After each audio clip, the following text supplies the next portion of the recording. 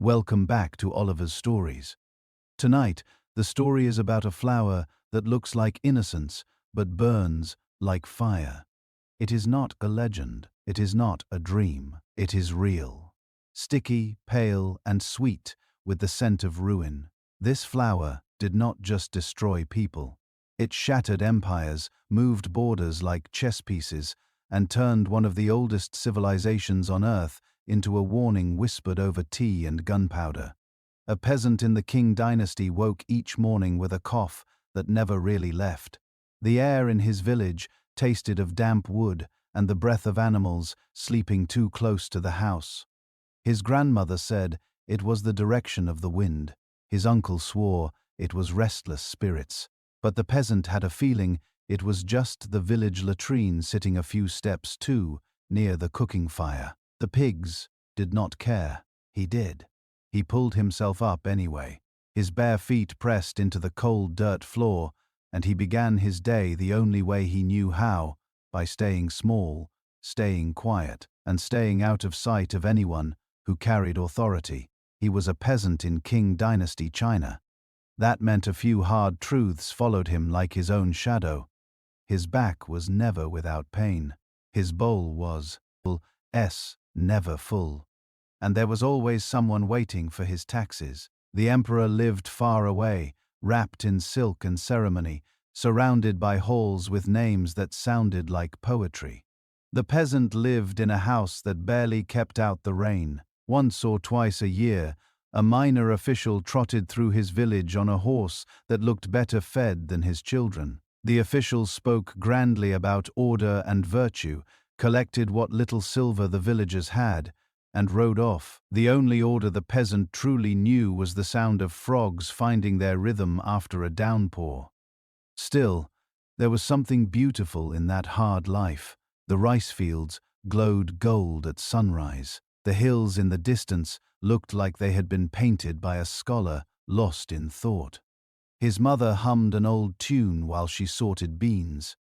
And on New Year's Eve, his little sister released a red paper lantern into the dark sky, and for a moment it felt like a quiet fist raised against a world that had never listened to her. But most days were simply heavy, the kind of heavy that sat in the bones. The peasant worked land that belonged to another man. He bowed to strangers who would not have known his name if he had houted it, and he paid his dues in 3 currencies: grain from his harvest, days of his labor, and a low, constant fear that never fully slept. He had never laid eyes on an Englishman, but he had heard the stories: strange, pale creatures with wild hair and unfamiliar smells. They came on ships with proud names, and they wanted tea, so much tea. He grew it.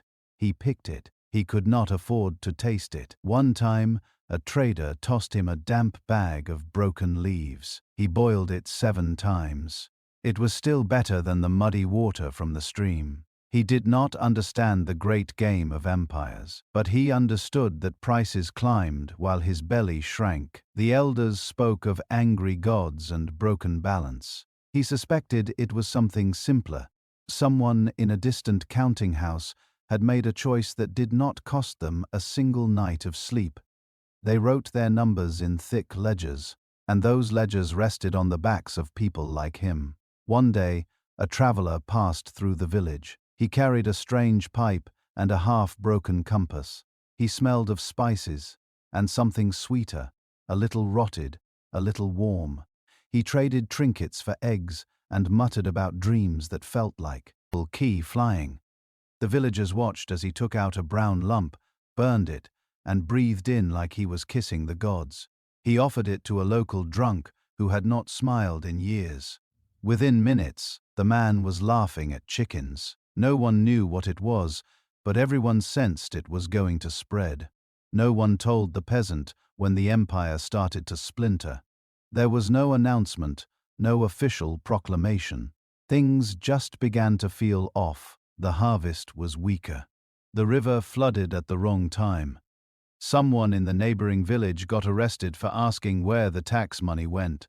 Word spread that the emperor had issued a new edict against corruption, which was the imperial equivalent of shouting, "Stop that!" into a hurricane. The tax collector started arriving with soldiers. The peasant considered hiding, but his walls were made of reeds. In the rare moments he could sit down, he wondered if the empire even knew he existed, not in a poetic, lonely way, but in a logistical, census-skipping, rice-evaporating kind of way.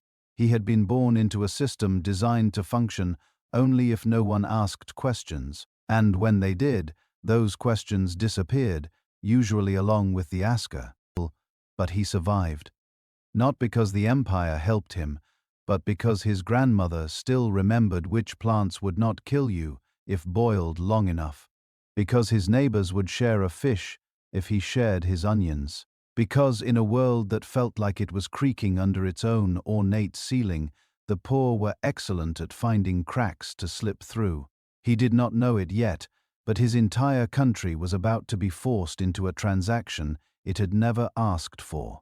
One that began in the poppy fields of India and ended in the bones of men like him. His empire, so proud of its ancient walls and golden thrones, would be sold by the ounce, smoked in silence, and paid for in blood. But for now, the wind blew through the valley. The pigs grunted near the fire, and he tightened his straw sandals, preparing to work another field that would never truly be his. A poppy did not look like it was planning anything. It was soft orange-red, kind of floppy in the wind. You could put it in your grandmother's hair or paint it in the corner of a scroll, but deep inside that delicate little bloom was a sticky, milky sap, and inside that sap was a chemical that made people forget they were in pain, hungry, in debt, and eventually, that they belonged to a country. The peasant was not supposed to know any of this. He was a farmer, a fisherman, a pot mender, whatever someone else needed him to be. But the flower knew, and more importantly, the British knew. Specifically, the ones in waistcoats and complicated hats. They were not soldiers, not yet. They were clerks, accountants, men with pens and ledgers, and a sense of entitlement that could be felt from across the dock. They spoke in clipped tones and talked about balance sheets, as if the world were a bank account. What they did not have was silver. That was awkward, because China had rules. You did not trade tea, silk, or porcelain for good intentions. You paid in cold, hard, shiny silver. That was the deal. No haggling, no exceptions. Britain, unfortunately, was developing a bit of a tea habit. And by habit, we mean national dependency. English mornings started with tea. So did afternoons, evenings, funerals, political meetings, and vaguely polite arguments about sheep. There was no empire without tea, and there was no tea without China. And China, to Britain's horror, did not want anything Britain made. Not wool, not clocks, not even politely condescending attitudes. Nothing. So they found a workaround, a lowercase solution to an uppercase problem. It grew in India, bloomed quickly, and when processed properly, made people forget their problems and sometimes their names. Opium. It was technically medicine, but so was arsenic, depending on your goals. The British East India Company, a business so powerful it made its own army, started growing it on a massive scale, then shipping it across the sea. Suddenly, the poppy was on a boat, in a crate, under a tarp, floating straight into the mouth of the dragon. At first, it was quiet. A few traders here and there, small exchanges, nothing the empire noticed. The king court was more concerned with courtly poetry and making sure no one built anything taller than the emperor's hat. But the poppy spread. It always did. Through port cities, through riverbanks, through whispers in smoky rooms. The peasant heard that someone's cousin had found relief for his cough. Then he heard that someone's brother had stopped showing up to work. Then he noticed that his neighbor's eyes did not quite focus anymore, and that the tax collector smelled like burnt sugar. The class irks in London were pleased. Silver was flowing again, this time in reverse. China was buying opium by the ton. The British were sipping tea with the kind of smugness that came from profiting off a problem they had caused. The emperor, to his credit, eventually noticed. But, by then, it was less of a leak and more of a flood. A slow, sweet flood that made you feel warm and weightless just long enough to forget that your empire was being hollowed out from the inside. And here was the clever part. Opium did not come with an invoice. It did not march through the gates with a flag. It sneaked in. It smiled. It helped your cough. It helped your nerves. It helped your enemies quietly dismantle your economy without firing a shot. You did not even know you were losing until you woke up in a country that could not function without the very thing destroying it. One afternoon, the peasant watched a ship unload near the Pearl River. The crates were unmarked, but everyone knew what was inside. A boy no older than his nephew slipped one brick into a satchel and disappeared into the alleys before the official even finished yawning. Later, the peasant saw him lying under a lantern, eyes closed. Ace slack, the world somewhere far, far away. The poppy had bloomed in his blood. He did not look like he was coming back. No cannons, no soldiers, just a flower, a plan, and a ledger balanced on addiction. And the war had not even started yet. The peasant spent his days building a fence out of bamboo and twine, while half a world away, a Scottish teenager was building a steam engine in his backyard. He would name it something scientific. The peasant's fence fell over when the goat sneezed. It was not his fault. He was living in a country that still thought the height of modern innovation was a slightly more poetic way to fold tax records. There were rumors of machines that spun cotton, boats that moved without sails, and guns that reloaded before you could even curse. The peasant had never seen any of these things, but he had seen a clerk spend 20 minutes drawing a perfect circle with a horsehair brush so the magistrate could stamp it and approve nothing. The Qing Empire was old, storybook old. It ran on rituals, hierarchies, and the quiet panic of junior officials forgetting which seal went on which scroll. In the capital, people still argued over the placement of celestial symbols while the British were figuring out how to lay underwater telegraph cables. The peasant had seen a map once, an imperial one. It placed China firmly at the center of the world, massive and proud, while the rest of the continent sort of politely orbited around it like less successful cousins. It was comforting in the same way a rusty lock on a barn door was comforting during a hurricane.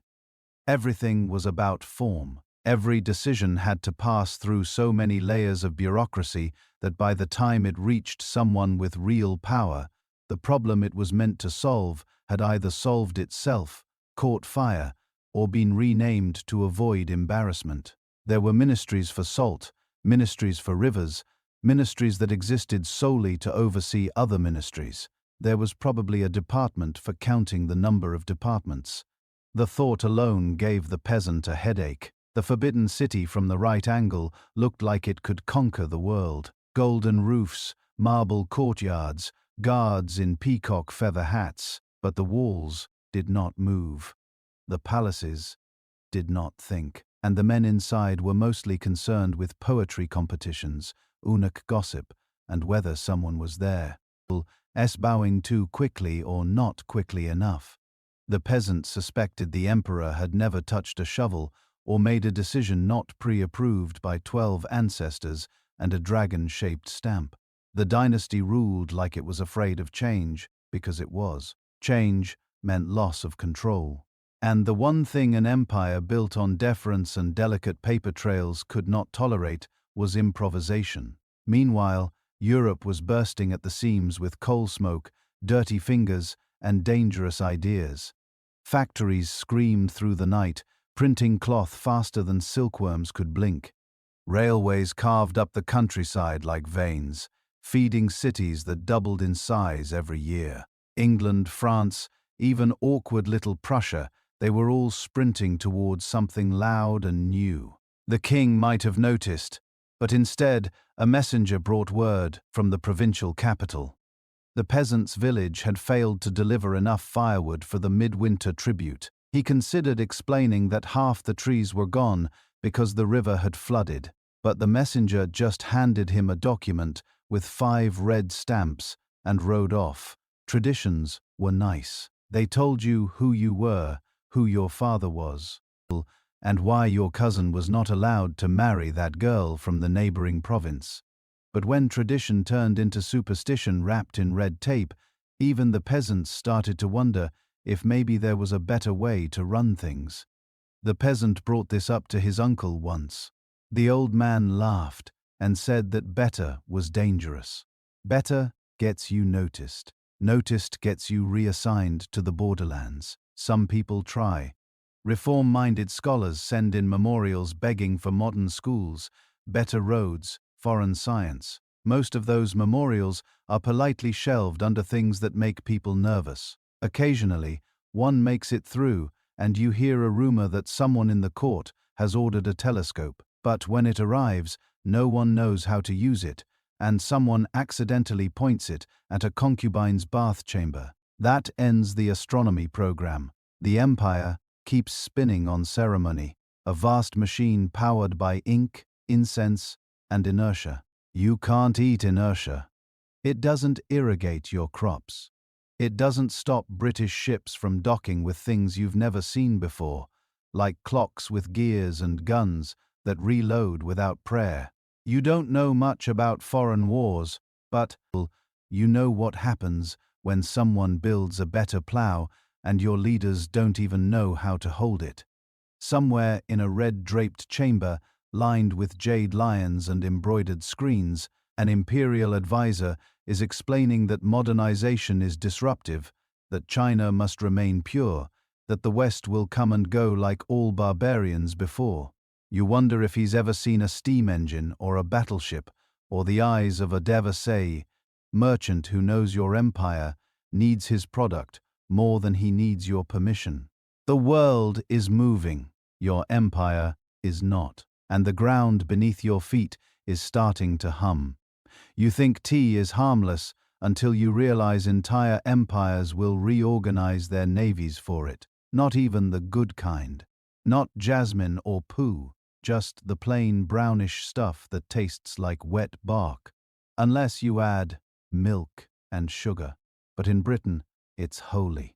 It's breakfast. It's politics, medicine, identity. It's how you apologize and how you end wars. It's how you start them, too, if necessary. The British East India Company, part business, part government, part extremely pushy neighbors, starts with trade. At first, it's honest. Buy tea from China, ship it home, make a tidy profit. But then someone, does the math. Tea is expensive. China only accepts silver. Britain doesn't have silver. Britain has India.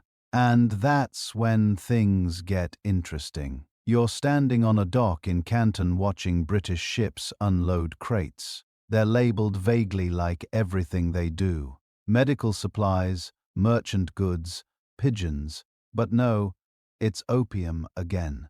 It always is. You don't say anything. No one does. Not the clerks, not the local officials, not the harbor workers watching their sons fall asleep at midday for the 3rd time this week. The logic is simple. Britain wants tea. China wants silver. Britain sells opium in China to get silver, then uses the silver to buy tea, then ships the tea back to England to feed its national addiction. You could call it trade, but it feels more like laundering through a teapot. In London, tea is practically its own food group. It's part of the ceremony of being alive. You're born, you cry. Someone offers the midwife a cup of tea, you die. They do the same for the priest. Everything in between is just variations of boiling water and mild disappointment. Afternoon tea, high tea, cream tea, tea dances. Queen Victoria once delayed a military parade because she had not finished hers. You don't know who Victoria is yet, but she's going to be your problem soon. Every cup poured in a tidy English parlor represents a brick of opium sold under a lantern in some Canton alley. There's no tea party without someone else's son nodding off on a straw mat, but that's not part of the conversation.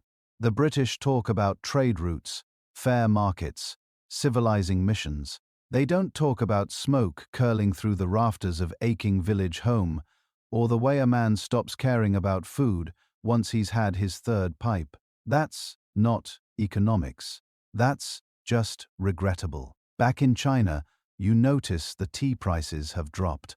There's more foreign money floating around. Some of your neighbors are buying imported cloth, new inkstones, polished mirrors that reflect just a little too clearly. But the markets feel wrong. The balance has shifted. The old ways, rice in, tax out, are being bent around a new axis, an opium axis. You hear stories of merchants getting rich overnight, of officials looking the other way, of quiet deaths no one investigates because the families stopped asking for help a long time ago. The British, meanwhile, are delighted. Their balance of trade for lips. Suddenly, they're the ones in control. Every cup of Earl Grey is a victory. Every successful shipment of opium is a checkmate on a board. China didn't even know it was playing. You try explaining this to someone, a cousin, a friend, but it doesn't land. Too abstract, too distant. What does British tea have to do with your uncle's missing card, or the temple elder who sold his land? Everything, actually. Because this isn't just about tea. This about pride, control. Who decides what a life is worth? You used to think wars were fought over territory, borders, insults.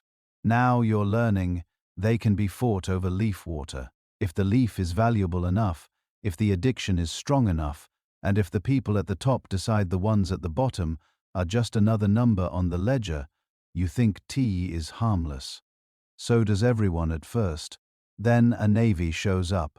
It's always the same port, always the same narrow slice of coastline, sweating under the subtropical sun, where boats creak against the docks, and arguments happen in 5 languages at once. Canton, the only place in all of China where foreign merchants are allowed to do business, and even then only for part of the year, Anel, why through government-approved middlemen, and only if they follow rules that feel like they were designed by a Confucian scholar with a personal grudge against common sense. You don't live in Canton, but you've seen its shadows stretch across the countryside. Its tea leaves and silks pass through your village on slow ox carts. The men who load and unload them return home richer or ruined. It's the kind of place where fortunes are made in back rooms and unmade in front of magistrates. You've heard about the Hong's Chinese merchant houses licensed to deal with foreigners, each one like a tiny empire of ledgers and lanterns, always watched, never trusted. The system is called the Canton system, which sounds like a clever strategy until you realize it's held together by suspicion, paperwork, and the imperial assumption that foreigners are fundamentally unserious people who need to be contained in small, manageable doses.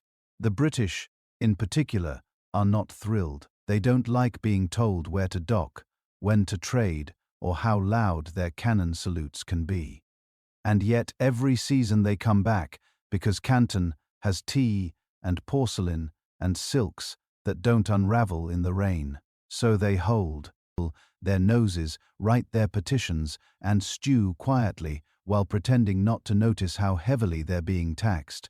On the Chinese side, there's a sense of control, an elegant illusion. The empire dictates terms, sets prices, decides when the trading season begins and when it ends. Foreigners are not allowed in land. They cannot speak directly to officials.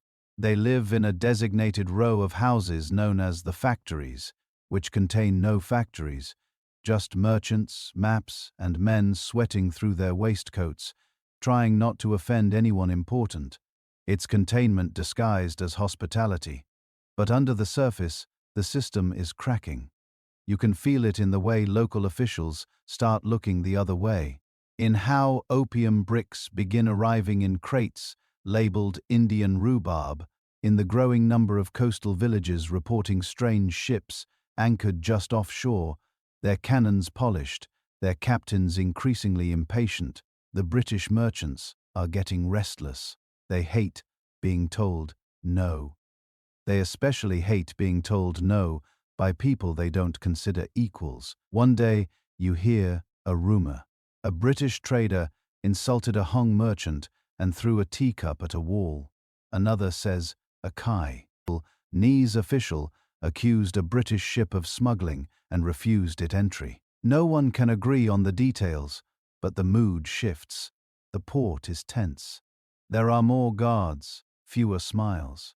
The system, once brittle, is now clearly broken, not with a bang, but with a long, anxious. We kind of sound you hear when someone realizes their rules no longer matter to the people who've learned how to get around them. The British want free trade. That's the phrase they keep repeating. Free trade. It sounds noble until you realize it means we want to sell opium to anyone, anywhere, whenever we feel like it. The Qing government says no. So the merchants go home and write angry letters to Parliament. The letters become speeches. The speeches become policies, and the policies eventually start looking a lot like war plans. From your village, it seems absurd that a single port, a handful of hongs, and some crates of dried leaves could trigger this much international outrage, but you're learning that economics is just politics with extra steps. That control once tasted is never surrendered quietly, and that sometimes the easiest way to end a fragile system is to insist that it's the only thing holding the world together. The Canton system was meant to preserve order.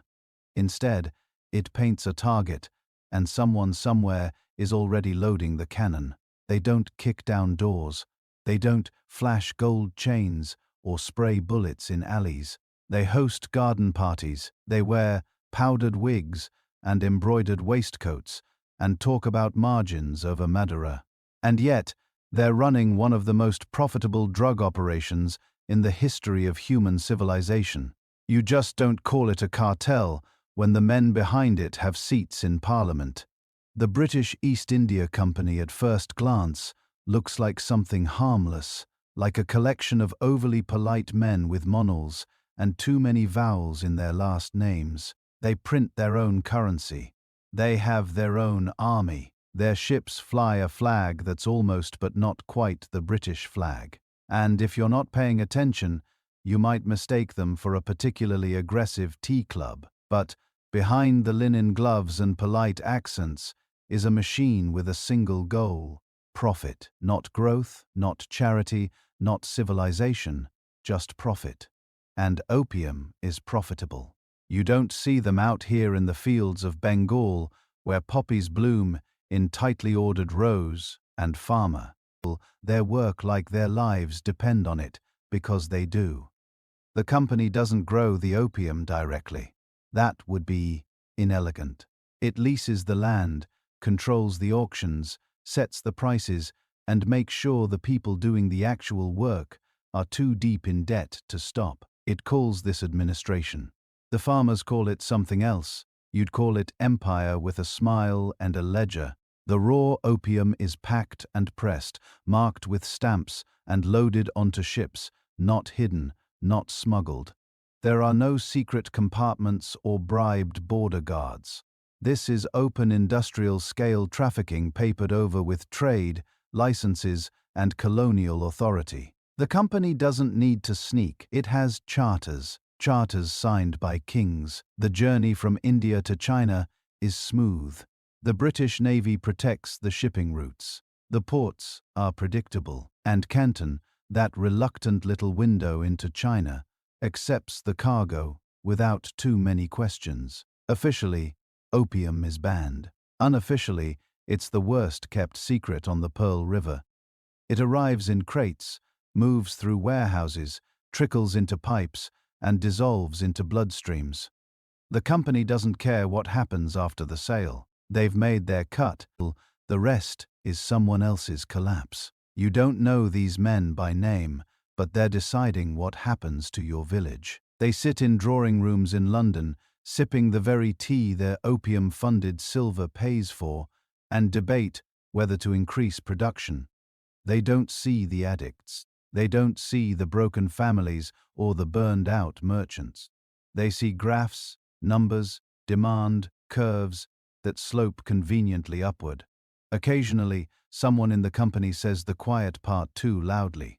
That opium is a necessary evil, that trade must flow, that China's refusal to buy British goods left them no choice. These men argue that civilization requires hard choices. They say this while lounging on velvet beneath portraits of their own ancestors. You wonder how many hard choices involve someone else losing their teeth to addiction.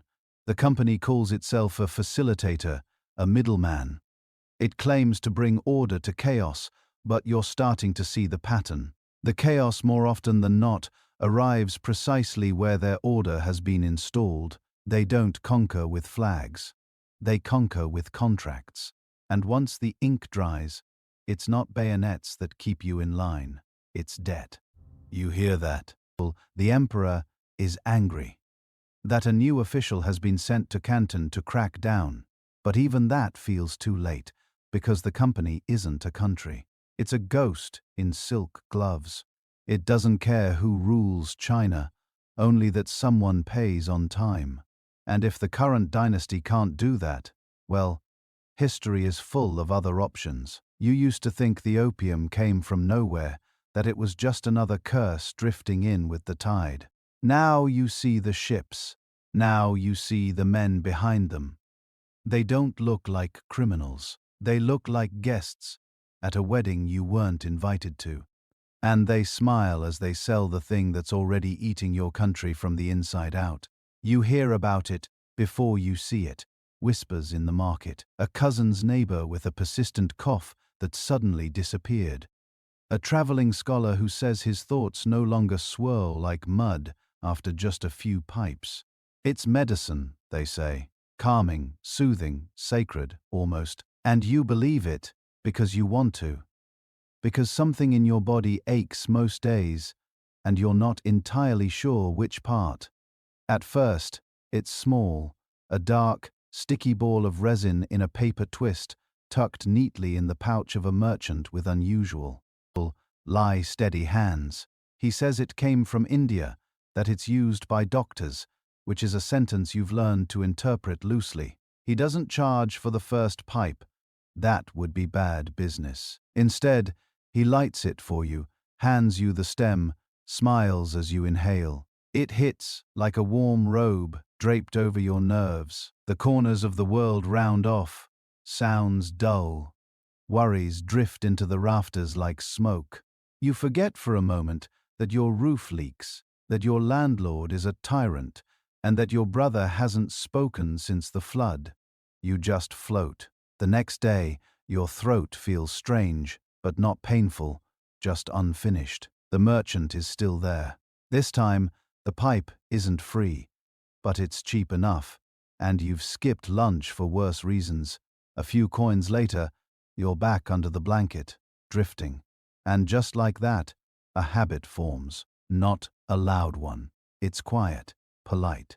You still work, still nod to your neighbors, still sweep the floor of the temple. But now you count the hours in smokes, not meals. You're not alone. The porters, the clerks, the tailor, they're all taking it. Some hide it better, others stop pretending. In the alleys near the dock, people sit for hours in silence, their eyes half-lidded, their lives paused. You hear a child call her father by name, and he doesn't answer. Just exhales a long ribboned plume that looks almost beautiful until it fades. No one talks about addiction. That's not a word you use. You call it a little help, a nightcap, something for the nerves. You tell yourself it's still medicine, that it's only temporary, that you can stop whenever you like. But when a storm washes out the next shipment and the price triples, you pay anyway. When your cousin starts selling her hairpins to keep her husband from shaking, you look away because you're starting to feel it too. That tightening in your chest when it's been too long. That throb in the skull that only softens with smoke. The merchants know. They can see it in your eyes, in the way your hands tremble slightly as you count your coins. They never raise their voices. Never need to. They just raise the price, and you always find a way to meet it. Pawn a robe, skip a debt payment. Convince yourself you're still in control because you only do it twice a day now, not 3. The local magistrate issues a proclamation. Opium is banned again. It's immoral. It's unclean. It destroys the soul and weakens the people. He says this with a straight face, knowing full well his nephew runs one of the larger dens on the street. The law is loud. The enforcement is tired. You don't think of yourself as addicted. That's for the desperate, the sickly, the ones who've stopped bathing. You still walk upright. You still smile. You still offer incense at the ancestral shrine. But sometimes, when the pipe is empty and the night stretches long, you wonder what it used to feel like to be awake without smoke behind your eyes. This is how it spreads. Not with armies, not with banners, but with quiet cravings and the illusion of choice. One taste at a time, one village at a time, until the flower roots itself in the veins of an empire, too proud to admit it's bleeding. You'd like to think the emperor knows what he's doing. After all, he wears the dragon robe. He lives behind the vermilion walls. He has a throne, a title, and more ancestral pressure than any one man should reasonably bear. His edicts come carved in gold, whispered by eunuchs, sealed in lacquer. He commands the mandate of heaven. And yet, when it comes to opium, he's about as effective as a paper umbrella in a monsoon. Jaw King, your emperor, technically wants to fix things. He really does. He signs declarations, scowls meaningfully at reports, and sends increasingly angry letters to provincial governors, asking why the coastal towns smell like incense in disappointment. On paper, he bans opium outright twice, maybe 3 times. You lose count. Each ban is written with a little more urgency, a little more rhetorical thunder. The court applauds. Ministers nod solemnly. And then they go home and take the edge off with a pipe. It's not that Zheng is weak. He's just in a system that refuses to listen unless there's a bribe tucked into the message. His father, the Qian Long Emperor, ruled for 60 years and treated bureaucracy like an art form. Jiqing inherited that machinery. Every gear, every crank, every official who's been in power long enough to become a minor deity in their district. He tries to pull the levers, but nothing moves. He pushes against the tide and finds himself ankle-deep in luxury and whispers, "You hear the stories. Everyone does." Ministers showing up to court with the red of their eyes barely masked by powder. Servants instructed to swap the incense in the antechamber RS with something smoother. Imperial cousins disappearing for weeks, only to return thinner, paler, and suspiciously mellow. And all the while, the emperor talks about moral decay and the importance of traditional virtue. You don't envy him. He's trying to sweep out a flood with a calligraphy brush. There's a theater to it. The palace issues grand proclamations condemning the foreign merchants, barbarians they call them, as though name-calling will plug the holes in the levee. You read one of these edicts once, nailed to the side of a tea-house. It compared opium to poison, rot, and spiritual erosion. You agreed with it mostly, but then you saw the owner of that same tea-house lighting up behind the counter 10 minutes later. So the emperor isn't blind. He knows what's happening, but every time he sends out a new inspector, that inspector comes back richer, quieter, and suddenly very interested in the benefits of moderation.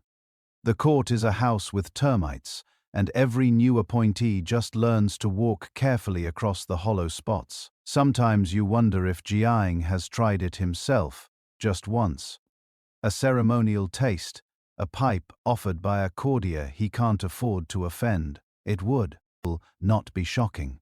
You've seen stronger men give in for less. It wouldn't make him evil, just tired, just human. And maybe that's the worst part of all, because you want your emperor to be untouchable. You want him to stand above the rot, to be the last unburned page in a library gone up in smoke. But instead, you watch him flail eloquently, expensively, and in total futility. His orders echo, his reforms stall, his warnings grow sharper, but his grip on power stays soft, like trying to strangle a snake made of steam. Eventually, a new memo arrives from the palace, another crackdown, another promise. This time, they say it will be different. This time the empire will purge the corruption, burn the dens, punish the traitors. You nod. Everyone nods. Then someone asks if the local supplier is still open, and you all drift back into the silence that follows too many broken declarations. In the capital, the emperor writes one more edict, signs it with shaking hands, and wonders if the mandate of heaven includes a refund policy. Lin Zexu arrives with the posture of a man who still believes paperwork can stop bullets. His robes are crisp, his brush strokes elegant, his moral spine, regrettably, is intact. You don't know whether to admire him or pity him. In a sea of corruption and compromise, he's a pillar. Unfortunately, pillars are easy to spot and easier to knock over. He's appointed imperial commissioner, which is a fancy way of saying you get to clean up the mess everyone else keeps stepping around. You watch him step off the boat in Canton with a face carved from granite, not the smug kind, the tired kind, the kind that says he's read too many reports and burned too many letters that begin with my humble apologies. But he doesn't bow to local merchants. He doesn't accept gifts. That alone is enough to make half the port start sweating. He doesn't pace. He marches. Within days, he bans opium outright again, but this time, like he means it. No more quiet confiscations. No more bribes tucked into bamboo scroll cases. He wants the opium surrendered, burned, gone. The local officials, who had spent years perfecting the art of looking busy while doing nothing, begin to panic. Lin does not smile. He does not stall. He sends notices to foreign merchants, especially the British, with all the warmth of a guillotine invitation. And here's where it gets impressive. It works. At first, thousands of chests of opium are turned over. Not voluntarily exactly, but decisively. Lin seizes over 20,000 barrels of it and dumps them into the sea, like he's auditioning for a historical reenactment of moral clarity. Workers build massive trenches on the beach. Lime is poured. Salt water floods the pits. The air reeks for days, a bitter perfume of righteousness and rot. And for one brief moment, the empire exhales. You'd cheer if you weren't waiting for the other shoe to drop, because this doesn't just destroy opium, it destroys profit. British merchants had grown used to selling addiction and collecting silver without anyone important telling them no. Now, one man, just one, has flipped their entire operation into a liability. You can practically hear the British monolith crack from here. Back in London, Lin Zexu's name is pronounced with increasing irritation. Parliament debates whether this is a trade violation, an act of war, or just a really inconvenient example of China minding its own business. The answer, predictably, is all three. The East India Company throws a quiet tantrum in the form of very expensive lobbying, and just like that, warships start preparing. Oh, sail. Meanwhile, Lin writes letters, beautiful ones, long, scathing, poetic indictments of foreign greed. He tells Queen Victoria, yes, personally, that her merchants are poisoning his people. He asks almost politely how she'd feel if China sent drugs into English villages.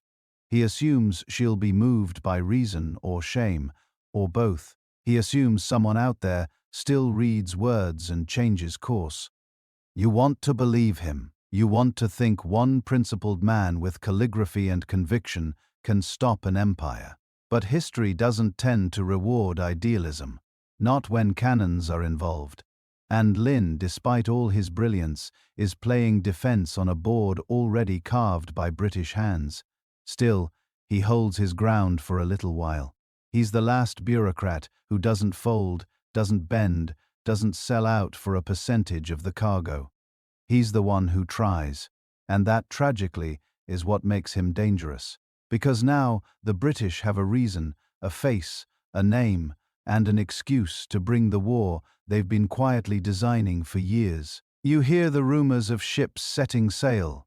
You see new maps being drawn with wider borders and narrower patience. And somewhere, Lin Zexu sharpens his brush, unaware that he's about to be swept into the history books under a chapter titled "Too Good for the Job." The beach at Hume doesn't smell like revolution. It smells like rot and salt and something darker underneath. Something pungent enough to sting your eyes if the wind shifts wrong. You stand with a crowd shoulder to shoulder staring at ditches so wide they might as well be graves. And in a way, they are just not for people, for profit, for control, for illusion. The opium chests arrive in long lines, escorted like criminals. Some are dragged, some are carried with care, as if they still deserve respect. Each one bears the marks of foreign merchants, stamped and sealed with names that once meant wealth and now mean liability. The soldiers open them without ceremony. They pry the lids, dump the bricks, break the seals, and toss the remnants into the lime pits, like yesterday's lies. And the crowd cheers, not wildly, not like a festival. It's the kind of cheer that comes from deep weariness, the kind that says, finally, someone is doing something. Lin Zexu stands nearby, not gloating, not waving banners, but watching, focused, controlled, as if the fumes can't touch him. You don't see principle eyed on his face. Exactly, more like a silent ledger being balanced in his mind. An old debt paid, an older one just beginning. The operation lasts days. Thousands of chests broken down, opium turned to sludge, to muck, to useless waste. Laborers work in shifts. Guards line the perimeter. Officials take notes because if history ever questions what happened here, they'll have the records to prove it wasn't just symbolic. This was thorough, intentional. You watch as streams of tainted water snake toward the bay. The sea, patient and indifferent, takes it all. You know what this costs, not in silver. Though that number floats through the air like smoke, millions, but in consequences. Because this isn't just product being destroyed, it's diplomacy. It's property, and property, when British apparently has feelings. London will call this destruction an insult, an affront to decency, a reason to send ships with names like Nemesis. You wonder if those ships will arrive with tea or with cannons. Still, for now, this feels like justice, strange, temporary justice. You've seen too many neighbors sink under the weight of a pipe, watched too many merchants exchange shame for silver, and now, here it is. Dissolving in the open sun, bitterness made visible. You breathe deep, even though the air bites back. A British representative protests. Of course he does. He says this is a violation of trade agreements, that it's theft. You think about the irony for a moment, then let it go. The man's face is red, his voice a little too high. He's used to being obeyed, not ignored. Lin listens, nods, then gestures calmly toward another wagon of chests. The message is clear. You brought poison. We're sending it back through the earth. No gunfire, no battles, just mud and lime and methodical unmaking. But even as you watch the last brick crumble, you can feel the weight of what's coming. You've read enough history to know that empires rarely appreciate being flushed, especially not by the people they were planning to lecture. Somewhere on the horizon, sails are being raised, speeches are being written, and Parliament is practicing outrage like it's a national sport. You try to stay in the moment. You try to hold on to the sight of something being undone before it destroys everything. You try to believe that an empire can say enough and mean it, that this one act is unusually brave, strangely clean, might matter.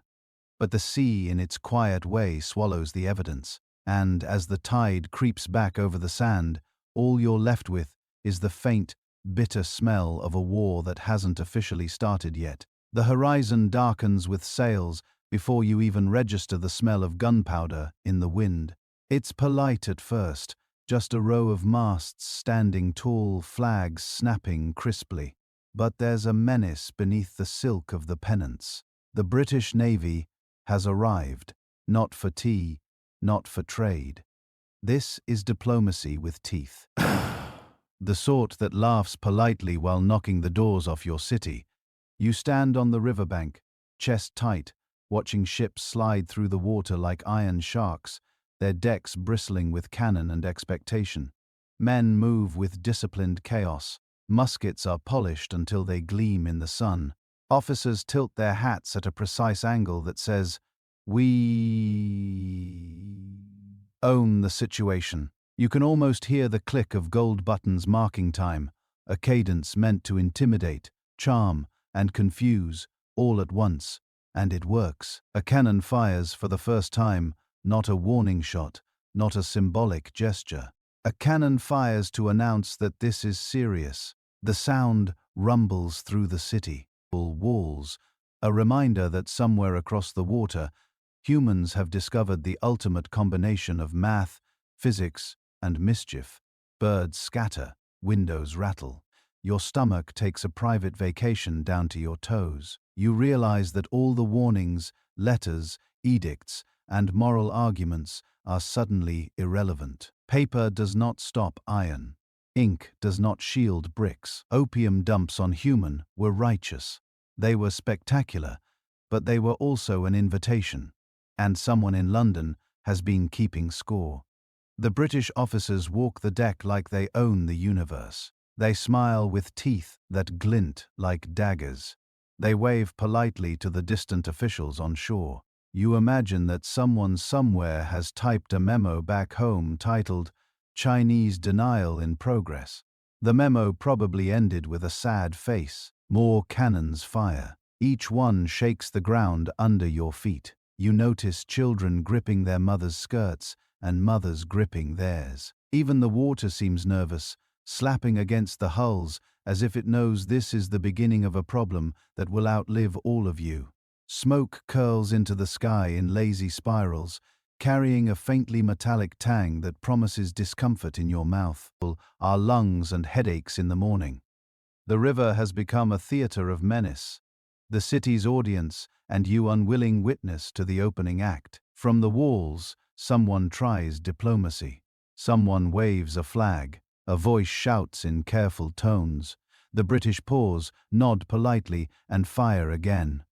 It is as if manners themselves are weapons wrapped neatly in canvas sails. You understand the pattern now. Polite speech, measured courtesy, and sudden explosive reminders of capacity. It's a lesson in power, delivered in decibels. The local officials scramble, sending emissaries to meet the ships. They carry scrolls thick with argument, appeal, and threat, which the British receive with refined interest.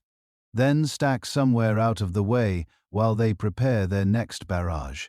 The city braces, streets empty, merchants shutter windows, teapots sit abandoned on counters as the horizon keeps rumbling closer. You've seen paperwork fail before.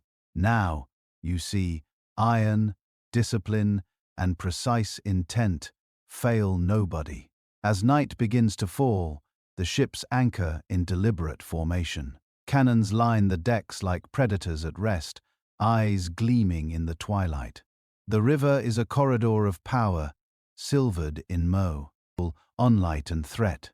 The city smells of smoke, salt, and anxiety that is settled into your bones.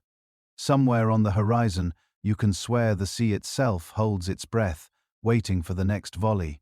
And you understand suddenly that this is not negotiation.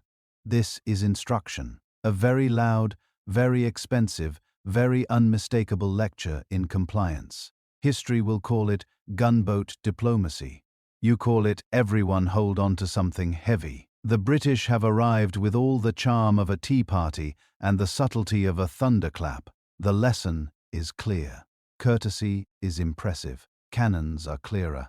Cannons roar before anyone can even finish their morning tea. The horizon is a blur of smoke, sails, and sudden, sharp panic. You are on the riverbank, heart thuting as the first salvo shakes the air, splintering wooden docks and sending seagulls into disoriented loops. China has prepared its forts with loyalty, faith, and gunpowder measured by yesterday's standards, which is to say, not enough. Britain has prepared with maps, mathematics, and more cannons than a small kingdom can reasonably process. Spoiler: this is going to end poorly. You watch soldiers scramble, their banners snapping in the Y, and officers shouting orders that overlap like broken metronomes. The British ships glide closer, each hull a calculated threat. Their discipline so exact it almost feels rude. Their guns fire with rhythm like a drum beat announcing that modernity has just arrived, and it has brought a few tons of metal. You can feel the recoil in your bones and smell the acrid sting of war on the breeze. It is a lesson in asymmetry delivered in real time. China returns fire, or at least it tries. The cannons groan under ancient weight, the smoke choking more than it kills. You see men running to reload, slipping on wet stone, tripping over rope. A shot goes wild and lands in a rice field instead of the river, which will have consequences tomorrow. You watch the tide of the battle, not as a participant, but as someone fully aware that no amount of courage can fix obsolete technology. Honor is abundant. Accuracy is not. Onshore, emissaries wave white flags, attempting negotiation mid-barrage. The British wave back with polite expressions and more gunfire. Words are treated like confetti. Shots are treated like truth. Someone fires a cannon aimed at a small fort, and the brick wall shutters, cracking, like it just heard the punchline to a very bad joke. You almost laugh until a soldier yells, and you remember gravity and gunpowder do not take sarcasm lightly. Boats are sunk, bridges collapse. The river runs dark with smoke and debris.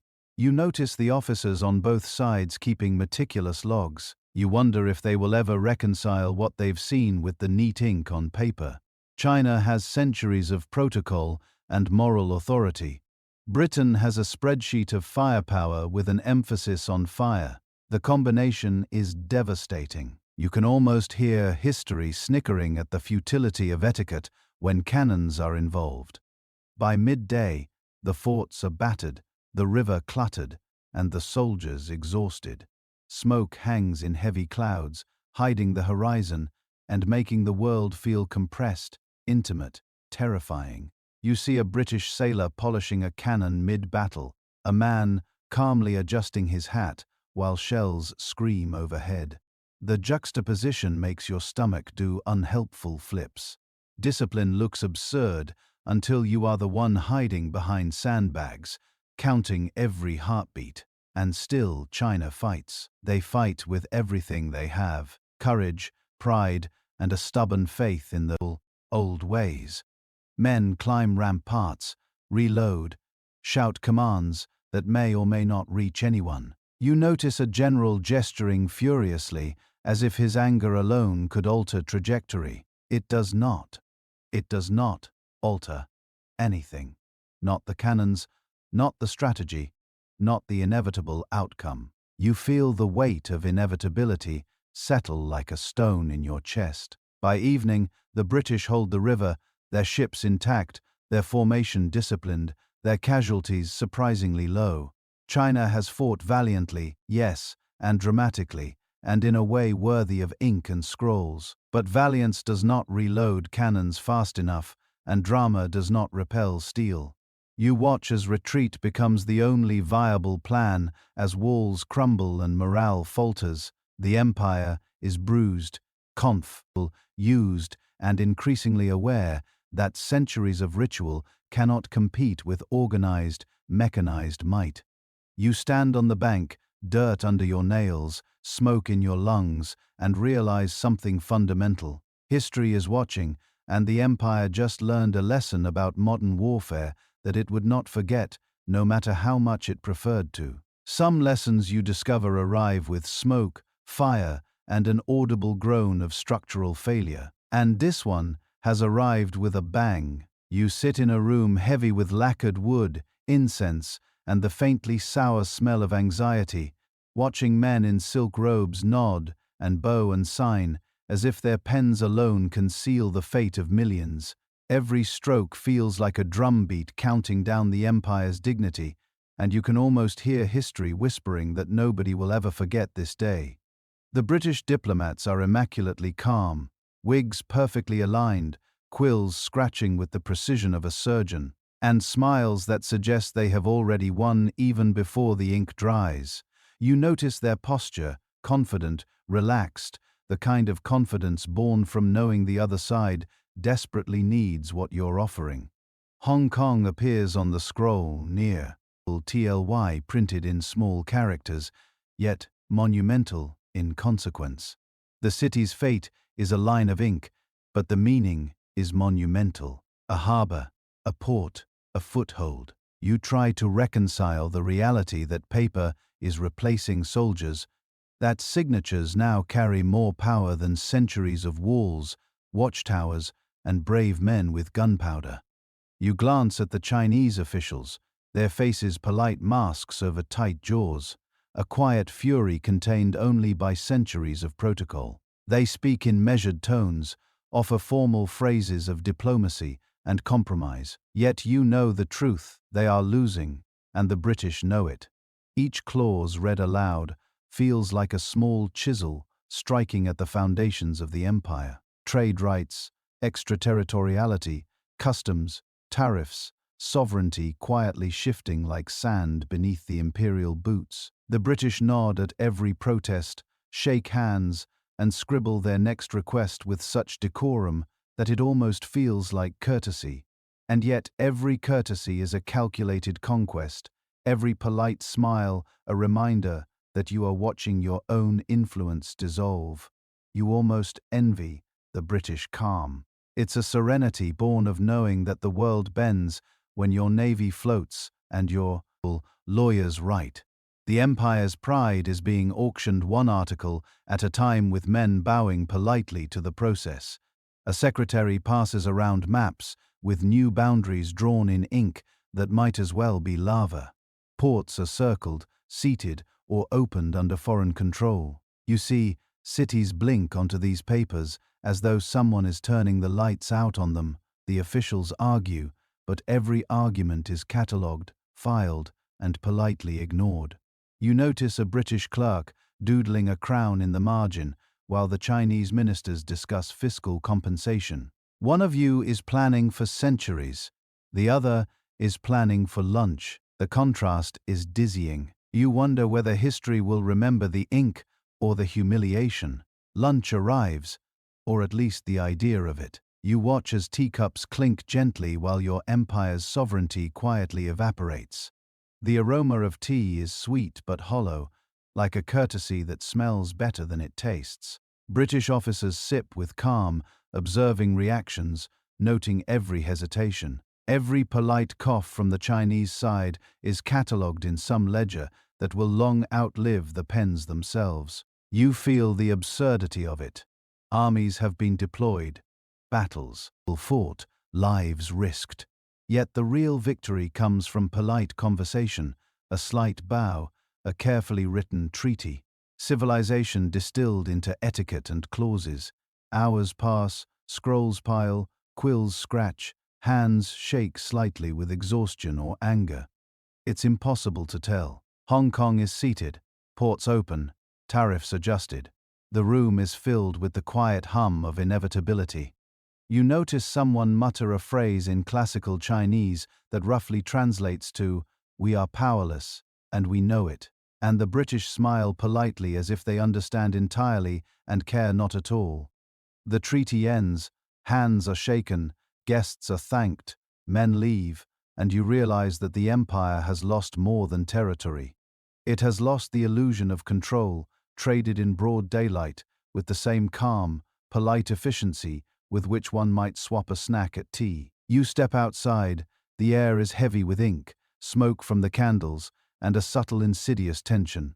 The city remains, the people remain, the emperor remains, yet something has shifted. You know that history has recorded this moment as the first of many unequal treaties. Hong Kong is just the beginning. And as you walk along the river, water, Qing boats glide under the fading sun, you feel a quiet, bitter comprehension. Sometimes diplomacy wins more than armies, and sometimes your friends and your ports disappear before you even realize the transaction has been made. You step out of the treaty hall and into streets that feel smaller. Somehow, though the city hasn't shrunk, the air tastes faintly of smoke, ink, and despair, a cocktail that lingers in your throat. Merchants haggle as they always have, but their voices carry an edge you haven't heard before. A nervous tremor that speaks to invisible debts and invisible masters. You notice the banners flapping over the market stalls, the red of loyalty and the yellow of tradition, both dulled now under the shadow of foreign cannons and diplomatic smiles. It is subtle, almost imperceptible, but everywhere the empire knows that the rules have changed and that someone else gets to write the next chapter. The British, calm as surgeons, glide past with perfectly pressed coats and faintly condescending smiles, each step measured, deliberate. As if the city itself is merely a backdrop for their logistical genius, they leave behind a system of trade and influence that is polite enough to make you hate it, efficient enough to make you fear it. You watch officials bow and nod and pretend, and you realize that courtesy has become a weapon. Every gesture, a calculated arrow piercing centuries of imperial confidence. Meanwhile, the emperor signs letters and decrees and grand calligraphy. But the ink doesn't hide the truth. The world has moved forward while you were perfecting etiquette. Hong Kong is seated, ports are opened, and treaties are filed in archives that will outlive the men who signed them. You hear the term extraterritoriality whispered by foreign merchants like some new magic spell that turns your laws into suggestions and their ambitions into reality. Streets hum with uncertainty. Traders carry opium chests along the docks. The smell of the flower thick enough to coat your tongue, thick enough to coat history itself with a haze of submission. You try to remember that this is still China, that the rivers and mountains and silk are yours. But the ground has shifted beneath your feet slowly, imperceptibly, and yet irrevocably. Every day more treaties arrive, each one polite, formal, and fatal. They arrive like clockwork, a century-long roast dead, delivered with impeccable timing and devastating efficiency. You watch cities slip from your empire as if someone were exchanging playing cards. Hong Kong, Kowloon, Shanghai, each one a little louder in the chorus of humiliation. Soldiers patrol ports under foreign flags. Customs officers answer to distant voices. You think of the dynasties before you, emperors who held power with pride and fire, and you feel the weight of centuries collapsing into a polite nod. History has become a theater of procedure, and the joke is on you.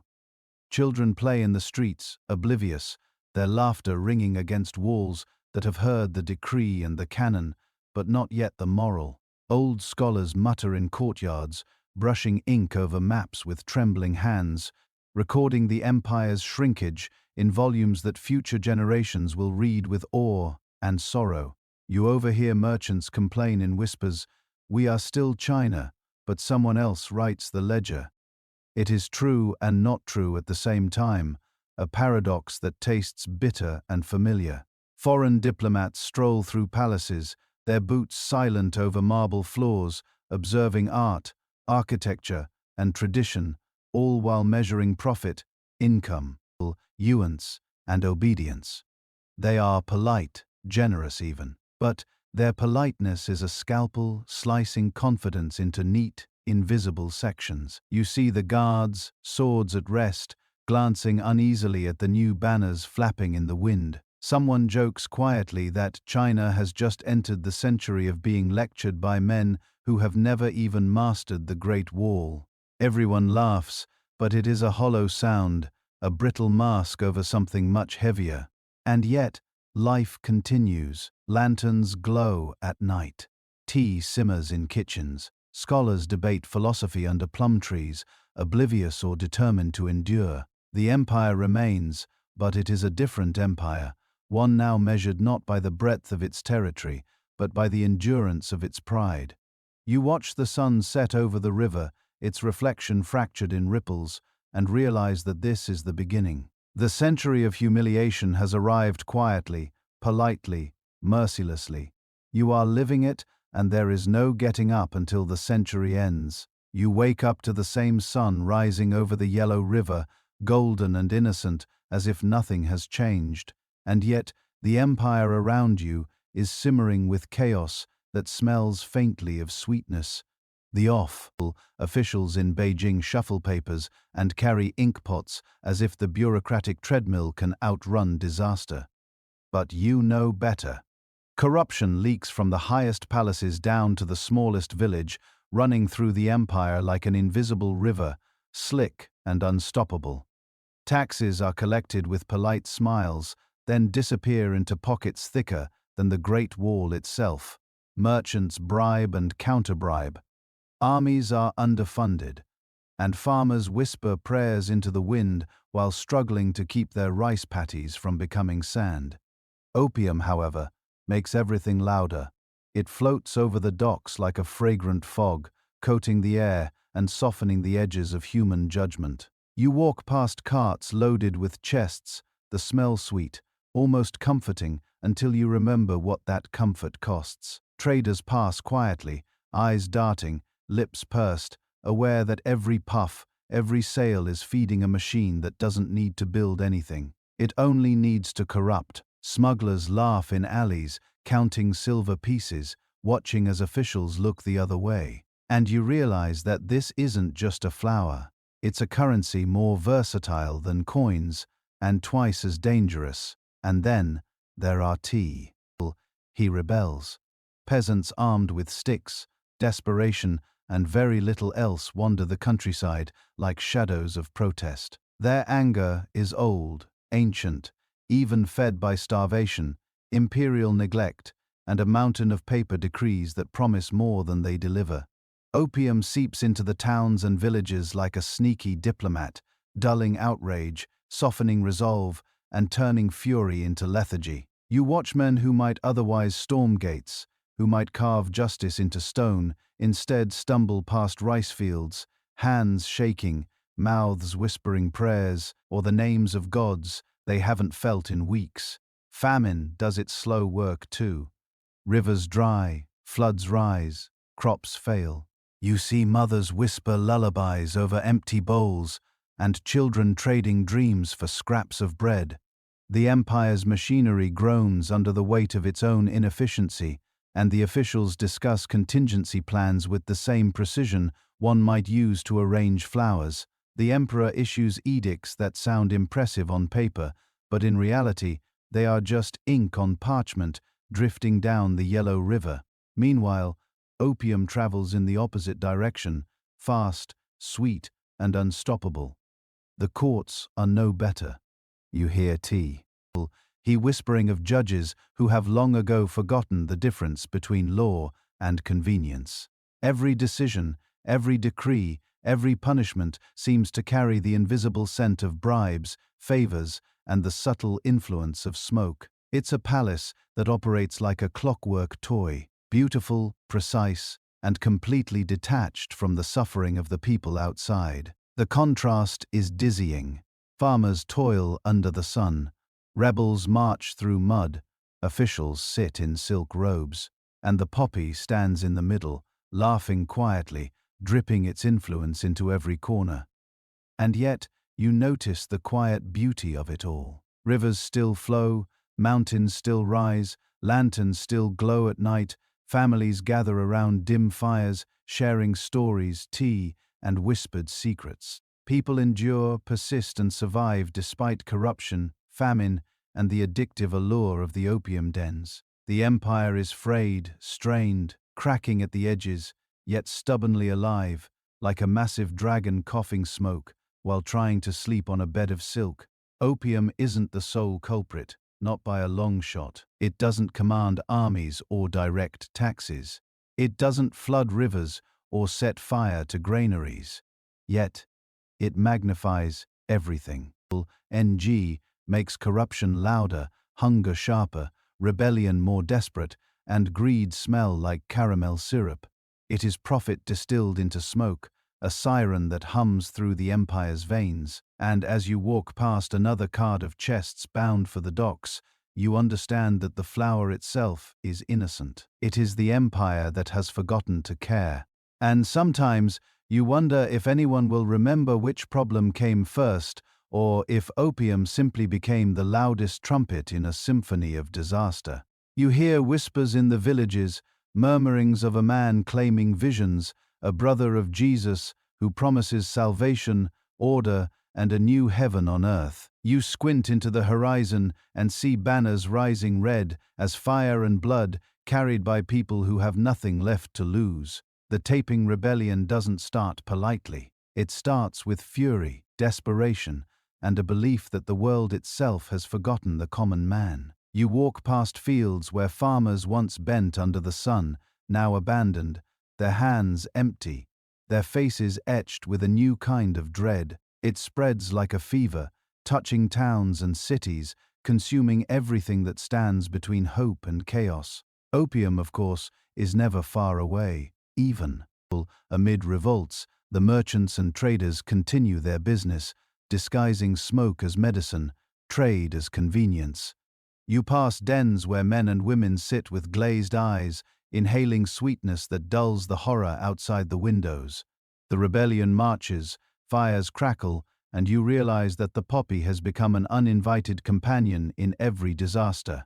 You watch leaders chant scriptures and promises, their eyes burning with conviction, while just beyond the city walls, opium quietly lubricates the gears of both empire and insurgency, making soldiers sluggish and officials complacent. You witness the first battles where armies clash with the awkward precision of men who believe in righteousness but forget strategy.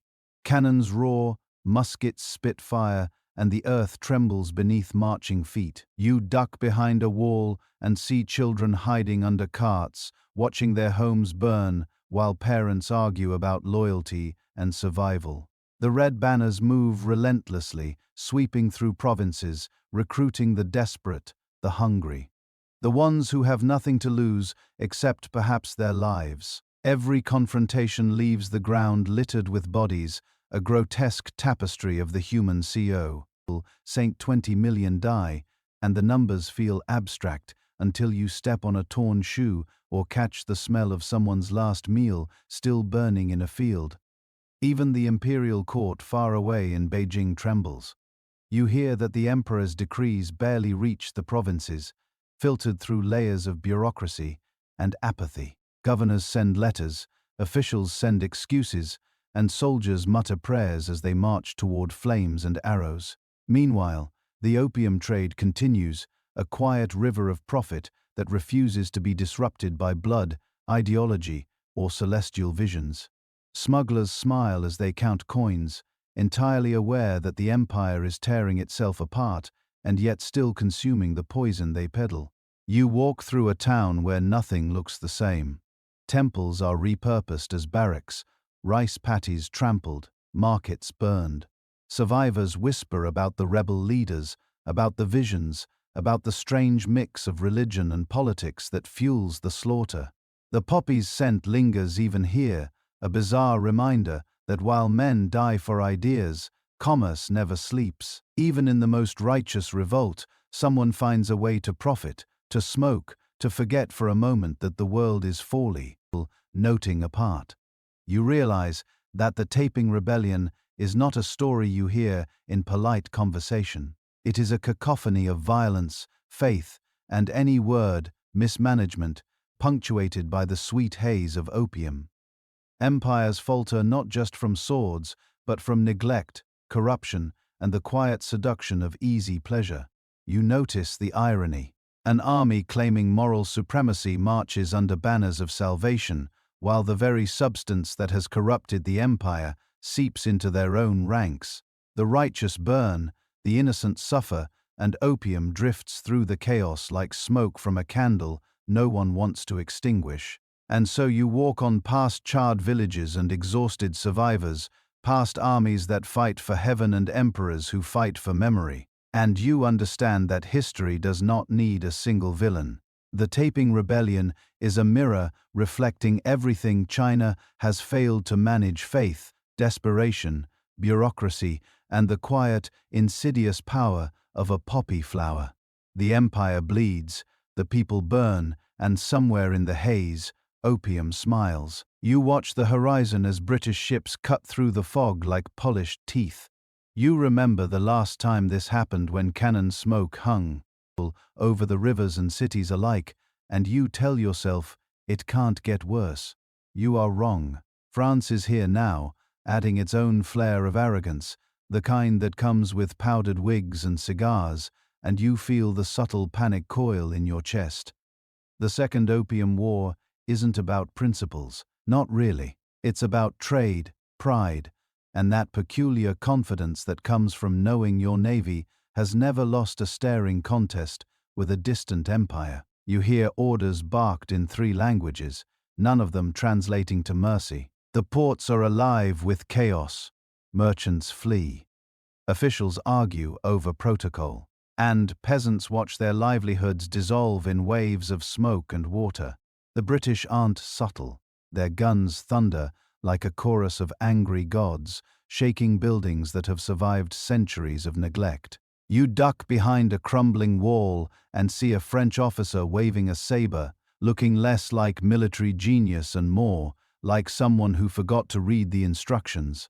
The river itself seems to quiver at the noise, sending boats careening into one another in a ballet of unintended destruction. Opium shipments are once again the silent catalyst. You notice chests washed overboard, SP, illing their syrupy contents into the river, where fish float sluggishly, perhaps addicted already. The empire is struggling to contain both its commerce and its conscience, which is like trying to patch a leaking dam with rice paper. Every cannonball fired is a punctuation mark in a sentence that nobody wanted to read aloud.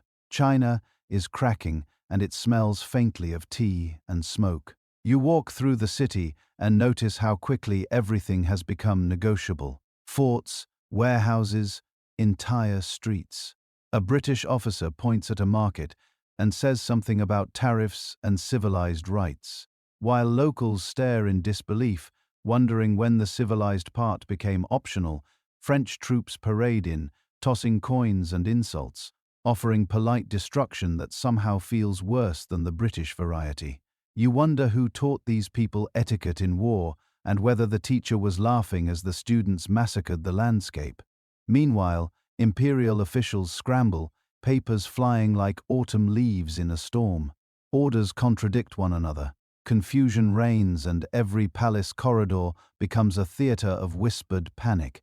You see the emperor in his study attempting to maintain dignity, while the walls shake.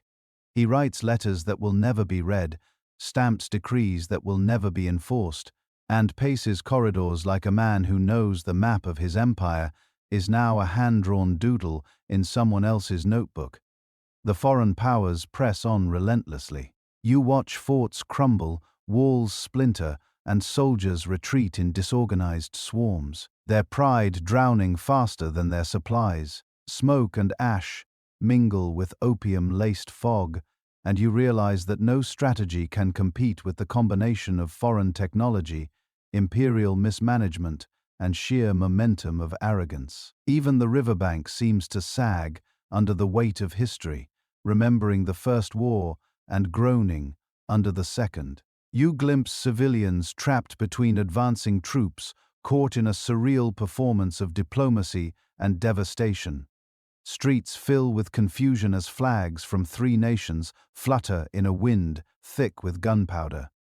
Opium dens that once hummed quietly with the rhythm of commerce now smell like ash, a bitter reminder that the substance that started this mess continues to dictate its end. By the time the smoke clears, you understand that nothing has changed except the scale of humiliate.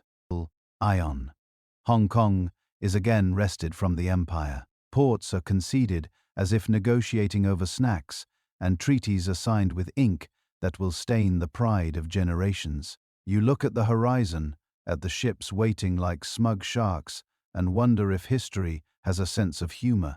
The Second Opium War ends not with clarity, but with echoes of cannon fire, opium smoke curling through the air, and the quiet, pervasive truth. The empire is a puzzle solved by everyone else except the Chinese themselves, and you, standing amidst the debris, inhale deeply, tasting both ash and the faint sweetness of opium still lingering in the air. Smoke curls into the sky like a lazy serpent, painting the horizon with streaks of fire and ash. You stand on the edge of the lake, eyes wide, as the grandeur of the summer palace folds into itself.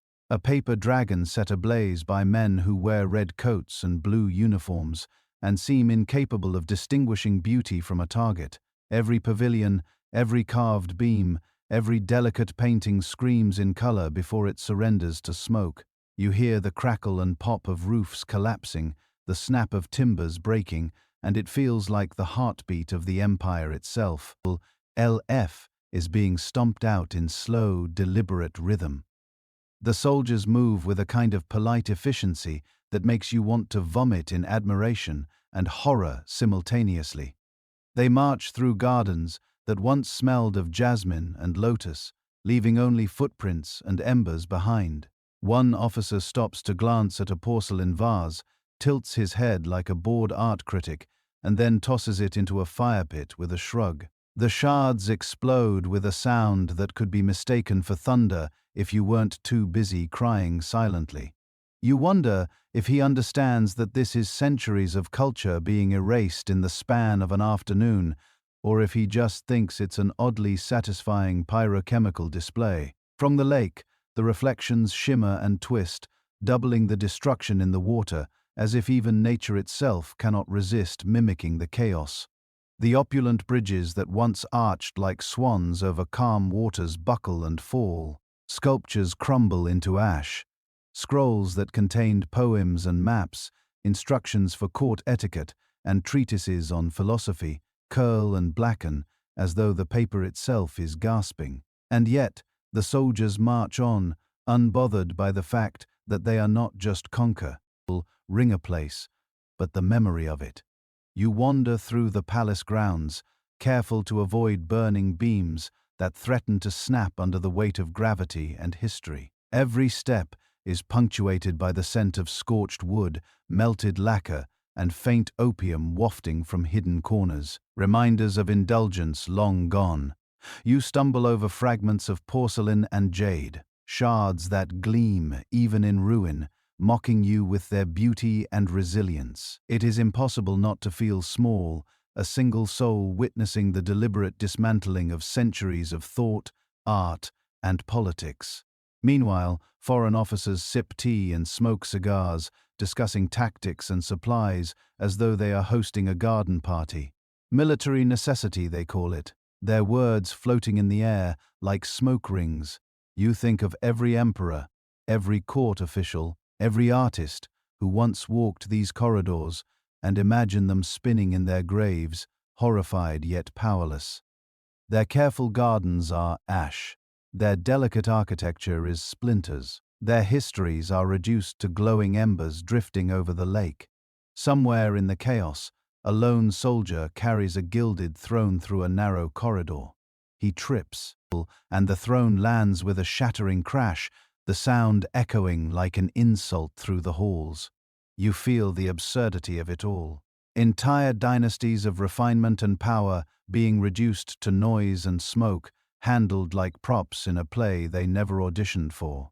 Even the wind seems complicit, fanning the flames and scattering the remnants like confetti at a festival meant to celebrate destruction. You watch the palace burn into a memory, a ghostly outline against the red sky. Flames dance along the roofs, like living things, consuming the intricate carvings and ornate murals that survived centuries of emperors, floods, and negligence, only to die by foreign hands. And you realize that this isn't just property being destroyed. This is a statement, a punctuated sentence in the history of humiliation, a visual echo of powerlessness and foreign dominance that will haunt the empire for generations.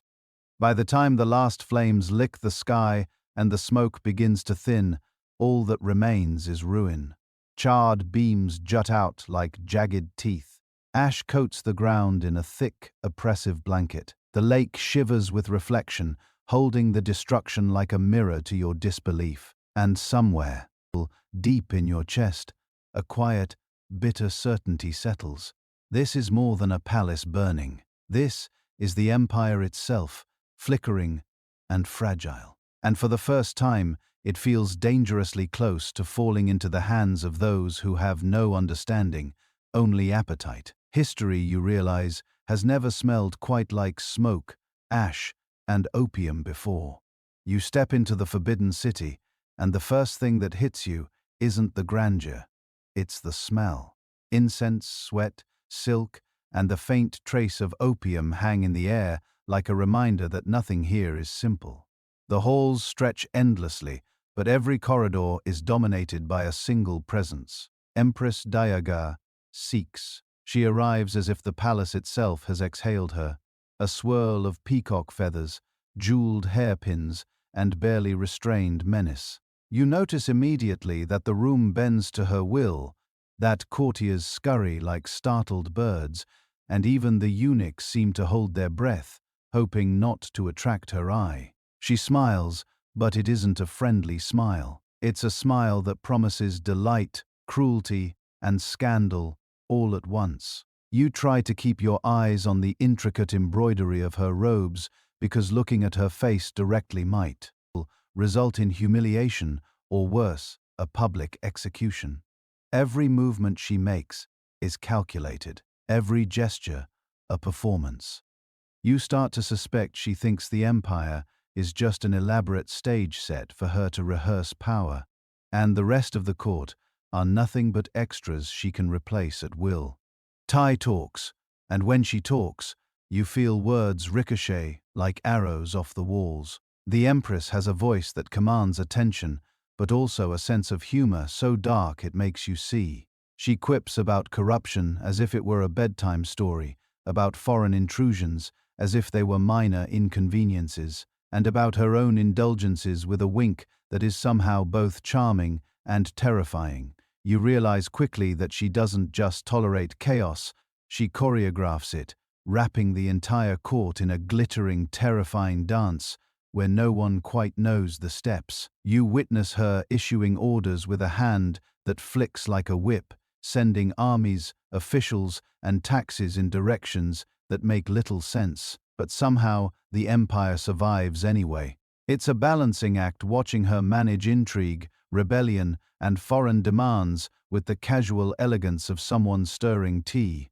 You wonder if she ever sleeps, or if the empire is her constant entertainment, a pet project that she can tweak, torment, and show off at will. Then she laughs. A sharp, musical sound that fills the hall and echoes against the marble floors. You notice the courtiers smiling too, though nervously, as if laughter itself were contagious and dangerous. Tai has mastered an art you never knew existed, turning fear into amusement, obedience into theater. You can't decide if you're witnessing genius or madness. And maybe it's both. The lines blur, and the palace seems suspended in a state of perpetual suspense, as if any wrong word could topple the entire performance. You see her interact with diplomats and generals, bending them to her will with nothing more than a raised eyebrow or a flick of her fan. Foreigners mistake politeness for weakness, and you bite back laughter at the absurdity. They don't know that she views them the way one might regard ants on a marble floor, curious, easily squashed, but ultimately entertaining. Every treaty signed, every bribe extracted, every whispered threat is a move in her ongoing game. A game you suddenly realize might have no rules outside her own cunning. And yet, behind the peacock feathers, the jewels, and the perfectly poised smile, you catch glimpses of a woman who is both brilliant and exhausted, trapped in a role she has perfected at the expense of personal freedom. You sense that she carries the weight of an empire, a crumbling palace, and centuries of expectation in every step. Yet, she refuses to let it show. By the time you leave the hall, you are dizzy from the whirlwind of power, beauty, and barely contained chaos that is Empress Doga Cixi. You understand that she doesn't just rule the empire, she performs it. And for better or worse, every eye in the Forbidden City is caught in the orbit of her dazzling, dangerous gravity. She watches you go with a tilt of her head, a sly grin, and you swear you see the empire itself shimmer like it's caught between collapse and perfection, all under the guidance of a woman in a peacock robe. You wander the streets of Beijing, and the first thing you notice is the arguing. It's everywhere. Couriers in silk robes shout over the clatter of rickshaws. Officials with carefully waxed mustaches scribble furiously on scrolls. Reformers clutch treatises in one hand and dreams in the other, insisting that the MP vers the factories, telegraphs, and new schools. They speak with passion, waving their hands like conductors of a symphony only they can hear. You can almost feel the air crackle with the potential of progress, and the faint smell of someone's dinner burning in the courtyard. Across the way, the realists shake their heads. They are dressed in equally fine robes, but with a stubborn crease in their foreheads that suggests they've been disappointed too many times. They point at maps, budgets, and letters from foreign powers with the grim determination of people who understand that reform isn't magic. It's slow, painful, and mostly ignored by the emperor. They argue that the real problem isn't schools or factories. It's opium, corruption, and a government running on hope and bureaucracy. You nod along to their logic, but mostly just because you don't want to get hit with a rolled-up scroll. Then there are the people who just want a nap. They are everywhere, sprawled on benches, leaning against temple walls, or hiding in alleyways. They whisper about reforms, shake their heads at realists, and then promptly fall asleep mid-sentence. You watch one man snore through a particular, urgently heated debate about taxation and wonder if he's more realistic than anyone else. The city hums around him, carrying on with wars, treaties, and smuggling rings. While he dreams peacefully of a world where opium doesn't exist and tea is free, the reformers try to convince you that new schools will fix everything. They promise modern armies, industrialization, and in prize, end to foreign humiliation if only you listen, learn, and implement their ideas immediately. You follow their speeches with a mixture of amusement and disbelief, marveling at their energy while realizing that half of them probably haven't left a single village in their lives. They scribble charts that look like dragon scribbles and cite treaties that nobody remembers signing. Meanwhile, the realists remind you that energy and good intentions are not substitutes for actual enforcement. They point to the coastlines where British ships still cruise with smug smiles, and to the ever-growing number of addicts in the cities, and to an emperor who can't choose between ignoring the problem and delegating it to a committee. They don't yell, they don't laugh, they just sigh in a way that feels like it could collapse right of if prolonged. And still, the nappers nap. They are zen in a chaotic city, oblivious to reform pamphlets and census reports. You see one roll onto the side of a rickshaw cart as it passes, and he barely flinches.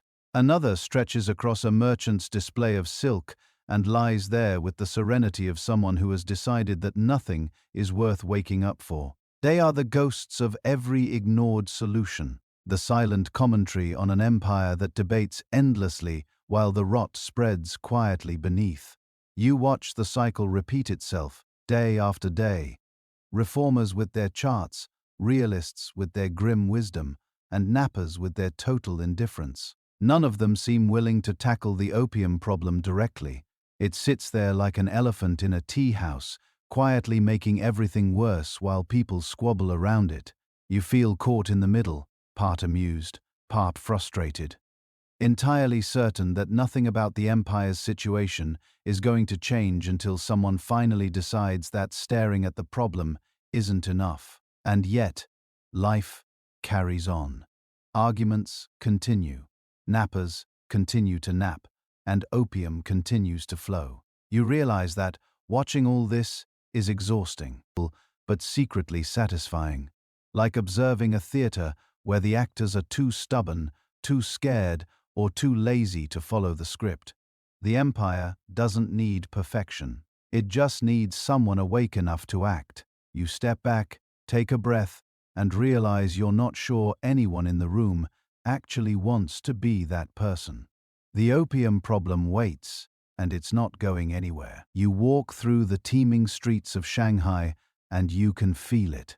Something is stirring. Not the usual bustle of merchants hawking silk or the clatter of rickshaws over cobblestone, but a different energy. It's a feverish whisper that grows louder as you pass lacquered doors plastered with pamphlets, as you sidestep puddles that smell faintly of tea and human despair. The revolutionaries are awake now, and they have ideas that could burn the empire down if anyone actually followed through. They speak in low voices about the glory of China, about pride, about reclaiming a nation humiliated for decades. But you notice one consistent accessory clutched in their hands, a pipe long and curling like a dragon's tail. Even the fiercest patriot needs a little something to steady the nerves.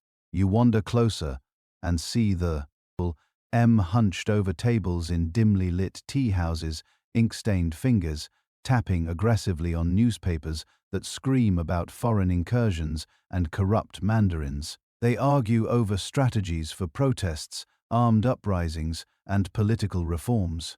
But between each fiery sentence, there's a pause to inhale the opium smoke, curling lazily toward the ceiling. It's almost artistic, the way they balance idealism and addiction, like tightrope walkers swaying in time to a wind that nobody else notices. You marvel at the irony. The very substance that once threatened to strangle the empire now provides a quiet companion to those who want to save it. Outside, young men and women march silently in the alleyways, banners folded and tucked under arms, eyes bright with purpose and smoke. You follow one revolutionary as he pauses to light his pipe, and in that brief curl of smoke, you see a kind of determination you can't quite name. They're not just fighting opium. They're fighting everything that allowed opium to take hold. Complacency, corruption, foreign arrogance, and centuries of neglect. And yet the opium remains like a loyal friend they can't fully abandon. It's almost comforting in a twisted way to see revolutionaries taking a puff before charging into the uncertainty of tomorrow. You duck into a backstreet tea house and find an entire table of radicals debating the future while passing the pipe around like an honorary membership badge. The words fly fast and furious: nationalism, modernization, independence. And through it all, the smoke curls, a silent witness to the messy brilliance of their planning. You notice that each inhale seems to fuel their arguments, sharpening their rhetoric while softening the edge of their anxiety. You wonder if the empire has ever been saved by anything so quietly subversive.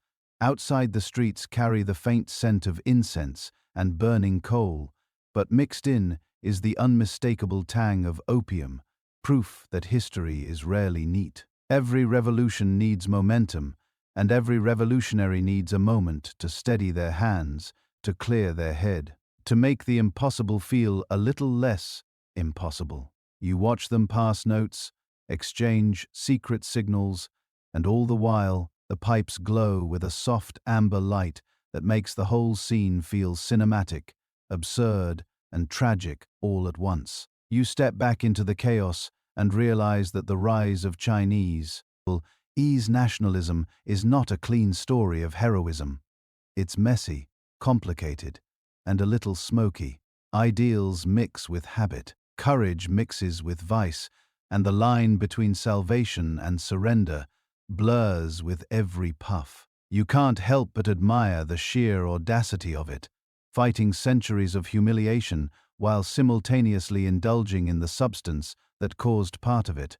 It's audacious, it's reckless, and somehow it feels alive. And as the night stretches on with banners flapping in the wind and the aroma of opium curling around lamplight, you recognize one undeniable truth. Even the most righteous of rebels need something to take the edge off. You inhale, you exhale. The revolution is just beginning. You stand in the village square, and the air is thick with incense, sweat, and the bristling sense of something about to snap. Around you, men and women paint their faces with mysterious symbols and shout the names of spirits they believe will make them invincible. You watch as a group of teenagers swing sticks with the seminarity of generals, convinced that their chants will protect them from bullets, cannons, and reality itself. It's mesmerizing, a kind of chaos that feels both ancient and horribly modern. You can't help but notice the gleam of hope in their eyes, a hope that defies common sense and physics. You follow them into the alleys of Tianjin, where makeshift banners flap in the wind, declaring war on foreigners, missionaries, and anyone who reminds them of the humiliation the empire has endured. They move with a conviction that borders on delusion, each ritualistic step a promise that the spirits will intervene. You peek over shoulders as the leaders instruct their comrades in complex formations, waving swords and fists while chanting spells that seem to vibrate against the walls. It's a performance of courage, but also one of desperation. The foreign troops have arrived, and the distant rumble of artillery grows louder with each passing moment. The villagers pause, chest heaving, as if their chants alone could alter the trajectory of iron and gunpowder. You notice an old man standing in the crowd, shaking a bell that he swears will protect the town. His fingers tremble, his eyes dart nervously, but his voice is unwavering. You realize that faith in magic has replaced faith in strategy, that rituals have substituted for leadership, and that bravery alone will not to hold a line against modern weaponry. In the heart of the town, a clash erupts. You feel the jolt of panic in the air as wooden swords meet rifles, as the invisible becomes brutally visible. Shouts echo off the stone walls, and smoke rises from small fires where chaos has taken root. You see a group of villagers charge, chanting and then falter as bullets tear through the illusion of invincibility. The sound is thunderous, and for a brief moment, time seems to slow. You can almost hear the whispers of history mocking the faith that led them here. Yet despite the carnage, the belief does not waver entirely. Men and women continue to dance through the chaos, slashing at shadows, invoking spirits, and refusing to acknowledge the simple truth. Bullets are faster than prayers. You notice a child clutching a toy sword, stepping into a puddle of mud and blood, convinced she can protect her home. Her determination is both heartbreaking and extraordinary, a testament to human stubbornness in the face of certainty. You step back, taking it all in. The Boxer Rebellion is a spectacle of courage and futility wrapped into one, a collision of the mystical and the mechanical. You feel the weight of history pressing down, the inevitability of foreign forces and modern arms, reshaping a world that still clings to old ways. And yet, through the smoke and chaos, the chants continue, stubborn and beautiful. A refusal to surrender to logic, to defeat, or to despair. You realize as the dust settles, and the cries echo into the evening that belief in magic cannot stop bullets, but it can make people move as though they might. You stand in the shadow of the foreign investment in Beijing, the air thick with smoke, fear, and the faintly sweet scent of opium. Outside the walls, mobs surge like rivers gone rogue, chanting, shouting, and occasionally throwing rocks that would barely dent a teacup, let alone the stone walls of an embassy. You can't help but notice the strange calm behind those walls, the way diplomats lounge in chairs, sipping tea, as if the world's chaos were a mere inconvenience rather than a siege. Inside, the rooms are lined with velvet-polished wood and the kind of carpets that could swallow your feet whole. The windows are barred and reinforced, and the gates are locked with mechanisms that seem designed more for a fortress than a simple office. The occupants move with a peculiar combination of panic and privilege, whispering urgently about treaties, indemnities, and trade concessions while taking careful puffs from ornate opium pipes. You watch them as they pass little china cups of liquid smoke back and forth, and you wonder how anyone can negotiate the fate of an empire with a half-conscious haze clouding every decision. From the courtyard, you hear the roar of the crowd, a living wall of anger pressing against diplomacy and sense alike. Stones clatter against iron gates, and you see the occasional torch flare, illuminating the panic on the faces, pressed against the outer walls.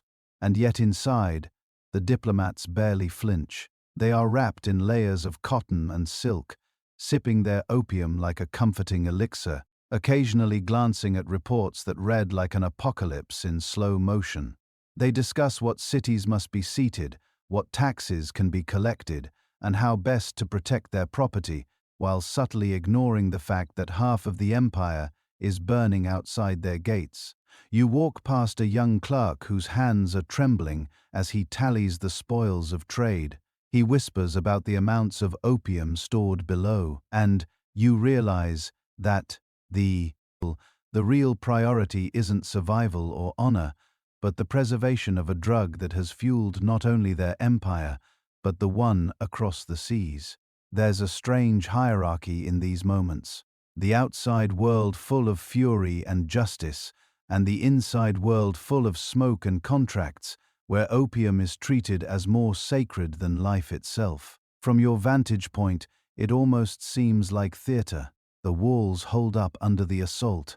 The diplomats shuffle from room to room, and the opium continues to burn gently, curling into the air like an indifferent spirit. You hear shouts demanding the surrender of embassies, the execution of foreign envoys, the expulsion of intruders, and yet no one dares touch the smoke-stained rooms where trade secrets and smoke coexist in a bizarre harmony. You wonder if anyone outside the gates notices that the real siege is not just of buildings, but of ethics, of morality, and of the ability to look at a crisis without a pipe in hand. Night falls and the torches dim. You see the last of the rioters retreating into the alleys, exhausted and frustrated, while the diplomats lean back, half asleep, half smiling, counting losses and profits alike. The opium burns on why. You realize something unsettling. The world may be on fire, empires may be bleeding, and people may be dying just outside these walls. But inside the pipe's glow, the smoke curls and priorities remain perfectly preserved. You watch as officials scurry through the halls of the Forbidden City, papers stacked so high they threaten to topple like unbuilt skyscrapers. Someone whispers about modernization, and you tilt your head, wondering if the word has ever been spoken out loud here before. They talk of railways, telegraphs, and arsenals, as if saying the words could make steel appear overnight.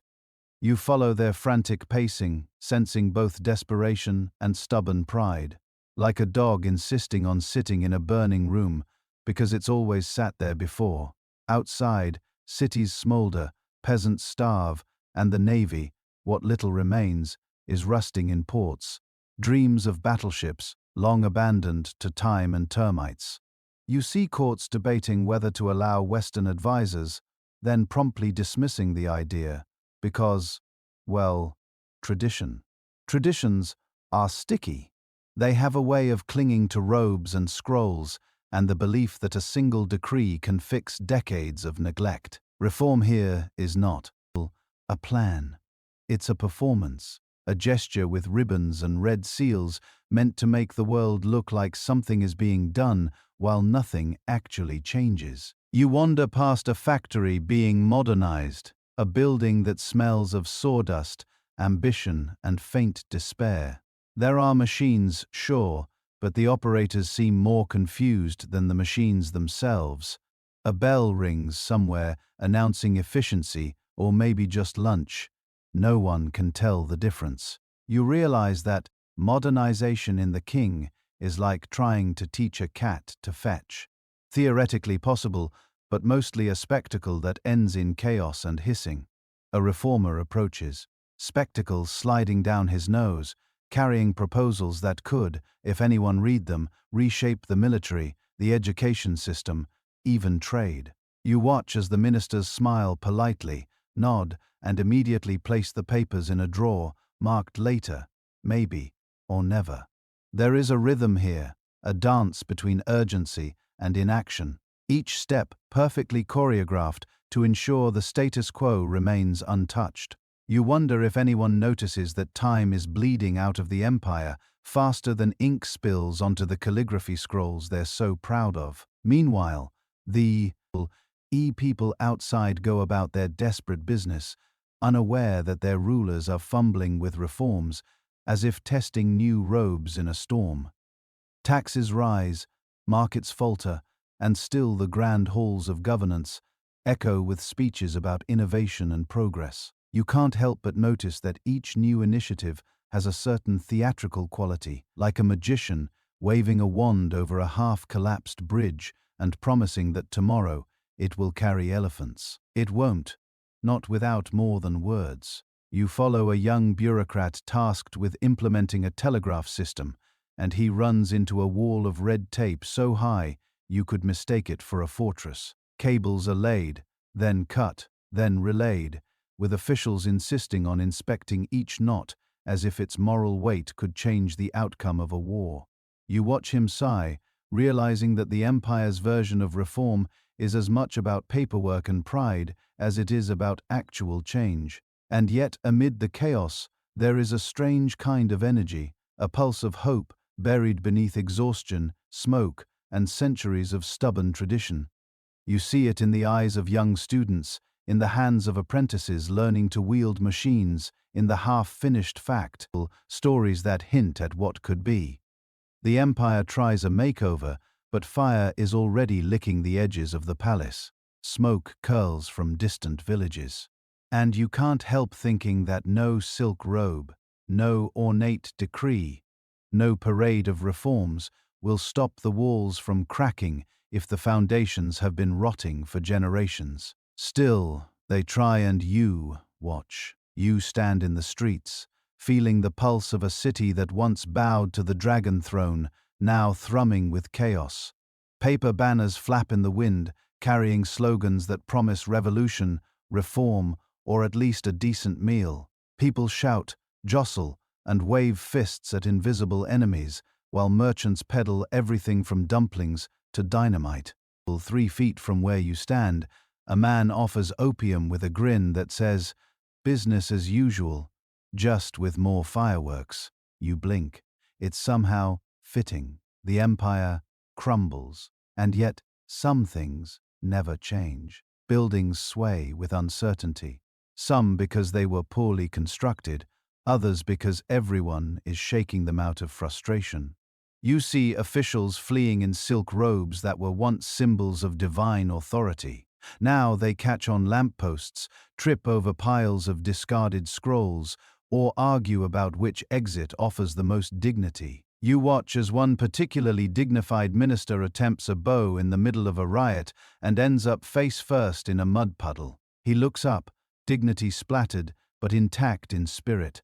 Crowds surge forward, a river of anger, hope, confusion, and exhaustion. You try to track who is chanting for what, but it's a blur. Rebels demanding equality, merchants demanding payment, students demanding recognition, and everyone demanding that the opium seller leave them alone. You dodge a thrown shoe, step over a toppled cart, and realize that the collapse of an empire is a full contact sport, and you have no protective gear. A young soldier passes, his uniform pat key, head with more hope than fabric. He carries a rifle, but no idea who to aim it at. You see him hesitate, glance at the chaos, and lower his weapon because the enemy isn't obvious, or maybe because he doesn't know why he's fighting at all. Around you, dragons carved into palace gates twist as if laughing, fire licking their tails, mocking centuries of rule that couldn't survive a few hours of disorder. Someone sets off a firecracker, the sound exploding like history in your ears. The crowd leaps back, laughs, cries, and then continues marching. Each step a punctuation mark on a story that's been centuries in the making. You notice that people are helping each other, shoving carts together, carrying the injured, sharing rice and water. Amid the collapse, there is life, messy and stubborn. You drift past a square where speeches echo off stone walls. Revolutionaries shout promises of a new era. Their voices are hoarse around, but hopeful. Courtiers mutter curses at invisible spirits, at fate, at each other. Somewhere in the mix, a poet recites lines about fallen emperors, smoke, and the opium haze that dulled an entire dynasty. The words float into the evening air, mingling with the scent of wet earth, burnt wood, and the faintly sweet tang of opium. And then the throne itself, once a golden seat of power, is empty. Curtains hang like tired flags. Dust motes dance in shafts of light that had never been allowed to touch the polished floors before. The dragon has fallen, and you walk past the hollow palace, feeling the weight of centuries lift just enough to reveal the chaos beneath. The streets are alive, ungoverned, unpredictable. And in that moment, you understand something. Empires collapse, but people do not. They stumble forward, make deals, sell opium, shout, laugh, cry, and rebuild in ways history can never predict. You step over another toppled cart and take a deep breath. The king are gone, but the city is still breathing. And somehow, that is both terrifying and exhilarating. The streets are quieter now, but only because silence has been replaced by a new kind of chaos. You walk past makeshift checkpoints where men in mismatched uniforms wave rifles and demand bribes with the same enthusiasm you once reserved for tax collectors. The empire is gone, but authority is fractured, scattered like leaves in a storm. And somehow everyone still expects you to pay attention. You shrug and keep moving, stepping over broken carts, abandoned rice bags, and the occasional opium pipe someone left behind like a calling card. Every town you pass seems to have its own king or warlord or self-proclaimed general. Some ride horses that look faster than their strategic thinking, waving sabers at anyone who dares to look bored. Others sit on crates counting coins, smoking opium, and delegating the hard decisions to whoever is unlucky enough to stumble past. You start to notice a pattern. Wherever there is power, there is opium. Wherever there is opium, there is shouting, shooting, or both. A convoy of soldiers rides past, and they argue over which village belongs to whom. You try to follow their logic, but quickly give up. Maps are useless. Borders are drawn in mud and blood, constantly redrawn by whoever got angry first. You pause to watch a young boy selling tea to the soldiers, trying to look invisible, hoping they won't notice the extra handful of opium tucked under the tray. Business thrives even as the state crumbles. You wander into a market where the air smells of smoke, fried noodles and incense, meant to bless the dead. Warlords have set up stalls alongside, vendors shouting over each other about loyalty, taxes, and which village will pay first. You realize that order now means surviving the loudest, and justice is whoever has the biggest gun. You duck as someone hurls a rock over your shoulder, aimed at a man who forgot to bow to the wrong flag. In the evenings, cities fill with lanterns, not for beauty, but to illuminate deals struck in shadow. Opium dens line narrow alleys, the smoke curling like a lazy river, mixing with the scent of sweat, cooking, and desperation. You watch men lean back, eyes half closed, laughing at stories that are probably lies, plotting futures that will never come. Life has adapted to the collapse. Survival is a negotiation, and opium is the lubricant. Every so often, you catch a glimpse of someone who looks like they've remembered the old empire, a former official hiding in plain sight. They nod politely as you pass, their expression a mix of sorrow and resignation. They know what was lost, and you do too. Unity is a memory, discipline is a joke, and the Dragon Throne is now just a story whispered to children who will never see it. And yet, even in this fractured land, life continues. Farmers till field, as bullets zip overhead. Merchants haggle for coins and opium flows like water, smoothing the rough edges of a society that refuses to stop moving. You see it everywhere. Chaos paired with resilience, violence paired with ingenuity. The old empire may have vanished, but people stubborn as weeds persist. You pass a group of soldiers arguing over a village's allegiance, and a man in the corner selling opium with a grin that says, "Welcome to progress." You take a deep breath and move on because there is no plan, no authority, only survival, and the faintly sweet smell of a drug that keeps the pieces from falling completely apart. The dragon may be broken, but its fire still flickers in unexpected corners. And somehow you can't stop watching. You watch the countryside wake up under a grey sky. The same one that's seen famine, warlords and emperors come and go without much notice. Rice paddies glisten with water, reflecting a world that is supposed to be orderly, but isn't. Villagers move with a rhythm that is equal parts work and caution because everyone knows power is now a rumor and chaos is very, very real. You walk past someone carrying a heavy basket of grain and he offers a nod, if greeting an old friend who might also be the messenger of trouble. In towns the air is thick with smoke from cooking fires, kerosene lamps, and the faintly sweet scent of opium. It's everywhere. You see it in alleyways, in tea houses, and in the hands of soldiers who should be guarding villages but are too busy guarding themselves. People have grown clever with survival. You watch a man hand a coin to a vendor who slides a small pouch across the table with the casual precision of a card dealer. And you realize opium is no longer an indulgence. It's part of the economy, part of daily life. You hear rumors of a young man moving through the provinces, a student turned revolutionary with more ambition than age. Mao, he talks of equality and liberation, of modernity and revolution. But you notice he's not immune to the old temptations. Opium is still the quiet shadow at the edges of every plan, every meeting, every whispered strategy. Some say he smokes it to think, others say he smokes it because everyone else is. You can't be sure, but the smell follows him like a loyal dog. Mao's early comrades are a mix of idealists, opportunists, and people who just want a place to sleep without, but getting shot. They read books, memorize slogans, and plot over cups of tea that sometimes taste faintly of opium residue. You sit in on a meeting, and it's part serious, part theater. Strategies are drawn on scraps of paper while arguments swirl around the room.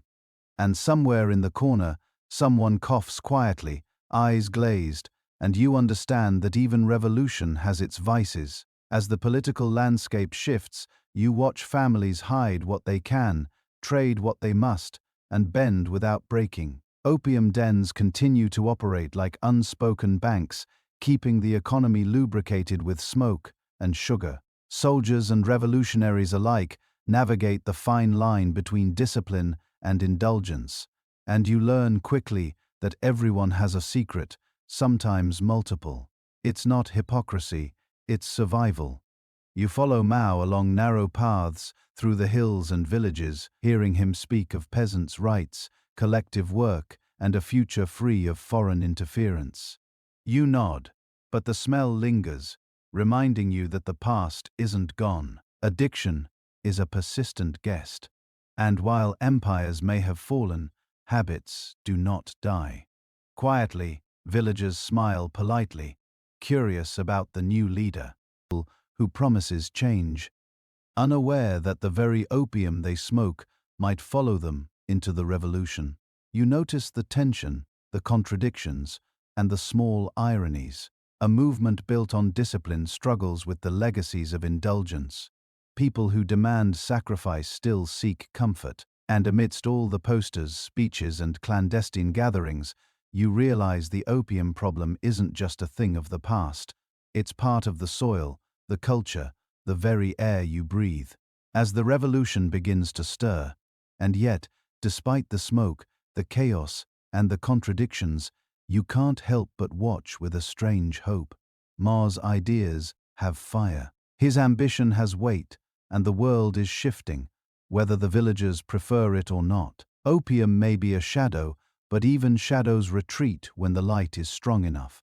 You inhale the crisp air, taste the faint sweetness on the breeze, and step forward, realizing that the revolution, like addiction, is complicated, messy, and impossible to ignore. You walk the streets of a city that smells faintly of smoke, soot, and revolutionary slogans freshly painted on walls.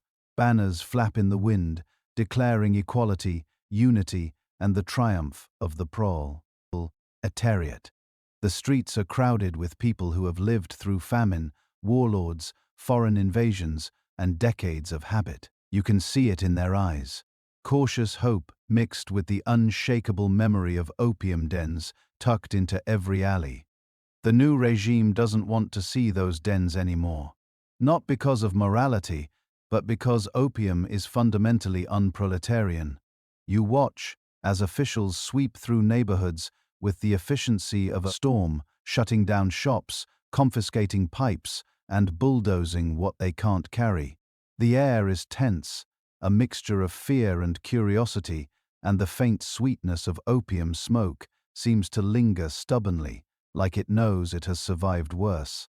Children peek from behind doors, while parents argue quietly, bargaining for leniency or simply pretending not to notice the red banners that promise a new clean life. Factories hum and machines clatter as the government pushes modernization, demanding labor from a population that is half exhausted, half hopeful. Everyone is supposed to work, produce, and embrace the new society while simultaneously unlearning a habit that has been woven into the cultural fabric for over a century. You pass a line of formal smokers queuing for state-sponsored rehabilitation. They look bewildered, twitching slightly, unsure how to process a world that wants them sober, productive, and politically correct all at once. You find yourself in a makeshift clinic where former addicts are taught that opium isn't a personal indulgence, but a political problem. The nurses explain withdrawal with a mixture of scientific precision and moral urgency. Patients fidget and sneeze, mutter under their breath, and sometimes look straight at the ceiling as if seeking advice from ancestors who probably never had to deal with cigarettes, let alone opium. The atmosphere is earnest, determined, and faintly comedic in its seriousness, like watching monks try to teach ballet. Everywhere you go, you see the contradictions. Peasants are encouraged to join collectives, while former opium smokers stumble through detox schedules. Soldiers patrol streets once dominated by dens, and the smell of propaganda is almost as strong as the lingering smoke of opium.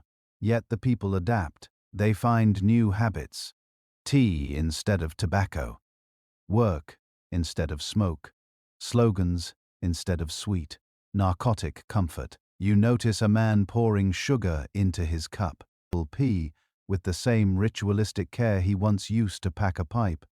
Even Mao's early disciples, who once may have indulged secretly, now march in lockstep with the campaign, carrying red books and stern faces. You see them pass former dens now converted into schools or warehouses, and you catch a whiff of something bittersweet: nostalgia, survival, and the absurdity of trying to clean a century-long addiction with ideology. Still, not everyone is fully convinced. In back alleys hidden from the patrols and the banners, you glimpse the occasional flash of familiarity. A pipe, a pouch, a nod between old friends who remember a different rhythm to life.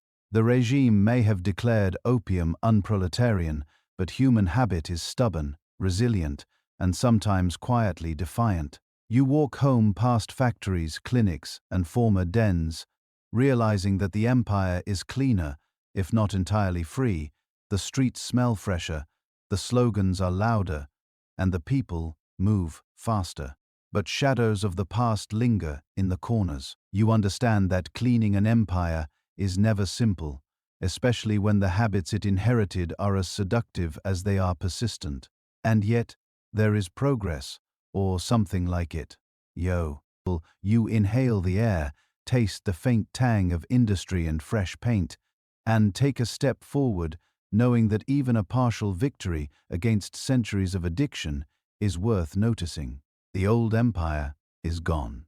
The new one demands discipline, and life moves on with cautious optimism. But in the quiet corners, if you listen closely, the faint ghost of smoke still curls through the alleys. You walk through the empty streets where the empire once whispered its wealth and power. The opium dens are shuttered, their wooden doors warped and splintered, the delicate calligraphy above them peeling like old skin. You notice the temples too, their roofs sagging, paint faded to soft pastels, incense burners cold and dusty.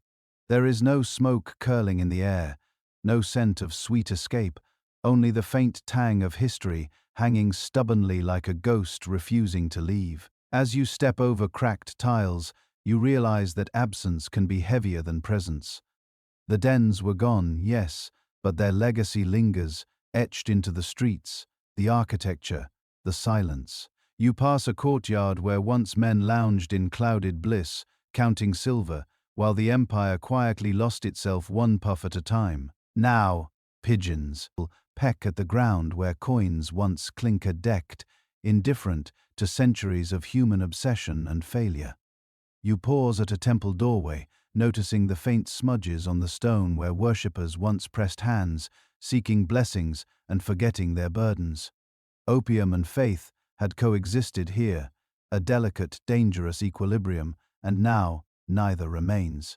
The air feels thinner, almost clinical, stripped of the haze that once softened the sharp edges of poverty, corruption, and foreign exploitation. You move through an alley lined with the remnants of paper lanterns, their once vibrant red muted to something closer to ash. A faded sign hangs crooked, advertising something you cannot read anymore. The characters blurred like memory itself. The silence presses against your ears, broken only by the distant clatter of construction or the occasional shout of a child. It is eerie how empty a city can feel when the forces that defined its miseries and delights are removed, leaving only scars. Everywhere you look, the physical remnants are minor, but the emotional weight is enormous. The destroyed dens, the boarded windows, the empty streets, they speak of more than policy or reform. They specialize, eke of generations reshaped, families broken, a culture forced to pivot violently from indulgence to denial. You can almost hear the faint echo of laughter, of coughing, of quiet deals made in smoke-filled rooms, and you shiver at the intimacy of these absences. You pass a market where older men sell tea and woven baskets, their hands steady, but their eyes distant. They remember the rhythms of the old empire, the cycle of addiction and profit, of foreign greed and imperial weakness. You catch fragments of conversation, a story of a grandfather, a warning about temptation, a lament for the silver lost to pipes instead of grain. Even the simplest interactions carry the weight of history, like stones left on a grave. You walk on past courtyards and canal banks, and notice that the scars of opium are not just in empty buildings, they are in the rhythm of the city itself. The economy once vibrant with trade has slowed. Communities once bound together by shared rituals have fractured. Families rebuilt themselves, yes, but in the careful, cautious way people rebuild after trauma. Brick by brick, habit by habit, trust by trust. You reach a high terrace and look down on the city. As evening settles, the light is soft, forgiving, but the shadows are long. You realize that even without smoke in the air, the city still remembers. Every alley, every fallen tile, every empty doorway is a whisper of the empire's greatest addiction, a reminder that some ghosts never fully leave. And in that quiet, you understand the opium is gone. But the empire's memory of it is permanent. It lingers in the streets, in the people, in the very air you breathe. The past is invisible yet omnipresent, shaping everything without a sound. The smoke is gone. The scars remain. You stand in the ruins of what was once the most magnificent empire on earth and wonder how it all went so sideways. The forbidden city glimmers faintly under the sun, its lacquered roofs still proud but hollow, like a smile stretched over teeth that have long since rotted. You know the story everyone tells: opium, opium, opium. But as you walk through the streets, past temples and markets and silent canals, you realize it wasn't a single flower that brought the empire low. It was the subtle art of being spectacularly wrong in ways that seemed entirely reasonable at the time. You watch a bureaucrat shuffle papers, ink staining, his fingers completely convinced that stamping more decrees will hold the world together. Taxes rise, grain rots, silver flows to foreign pockets faster than anyone can count. You think about the Opium Wars and the treaties and the foreign powers with their perfectly polished boots. And it's easy to blame the poppy, but really it's arrogance. The kind that convinces an empire that traditions will always protect it, that no navy from across the sea can disrupt centuries of rituals, that the world outside the walls is somehow irrelevant. You pass a tea house and hear the faint echoes of debates you'll never witness. Reformers insisting on modern factories and modern armies, realists shaking their heads, muttering about manpower and logistics, and nappers the majority waiting for a problem they can't see to blow over. Every small choice, every polite dismissal of foreign advice, every insistence that the old ways were perfect, they all stacked into a silent avalanche. Walking through the corridors of an empty academy, you notice the students' desks covered in dust. They were taught Confucian texts, memorizing poetry and morals, while the rest of the world was building steam engines and rifles. Ignorance, not stupidity, just a quiet, comfortable ignorance that felt safe until it wasn't. You see it in the architecture, in the canal locks that can't handle modern trade, in the streets that curve like lazy rivers instead of straight lines for efficiency. The empire was brilliant in art, literature, and ceremony, but increasingly irrelevant in the matters that mattered. You cross a bridge where merchants once counted silver for opium, sugar, and silk. It's not just the drugs you notice. It's the inertia, the way every decision is made with hands washed clean of consequence. Policies favor tradition over practicality. Wars are fought too late, reforms too small, concessions too many. The opium just happened to be profitable enough to expose every flaw, every weakness, every miscalculation. You think about the emperors and the empresses, the officials who made laws in ink but ignored the currents of reality. They didn't see that maintaining power wasn't just about silk robes and rituals. It was about understanding change, about being awake while the world shifted beneath your feet. You realize that the collapse wasn't dramatic in the cinematic sense. It was quiet, but painfully meticulous. Every misstep was a brick in the wall that would eventually cage the empire, not a cannonball tearing it apart. And yet, you can't ignore the human cost. Millions caught in wars, in famines, in the haze of addiction. their lives twisted by forces both natural and manufactured. Arrogance and ignorance may have built the walls, but the empire's people paid for every inch of its stubborn pride. History whispers through alleys, markets, and empty dens that the real enemy wasn't opium. It was the invisible everyday decisions made by people convinced they were doing the right thing. You stand on a terrace overlooking the city as evening drapes the sky in bruised purples and golds. You understand at last that the poppy was a symptom. The empire's ruin was not sudden. It was slow, procedural, and impeccably polite. It was arrogance, ignorance, and 1,000 tiny decisions made with very clean hands. If you enjoyed this journey, please take a moment to like this video and subscribe to Oliver's Stories. And let me know in the comments where you are watching from. I truly love reading every single one. Good night. Rest easy. May your dreams be gentle.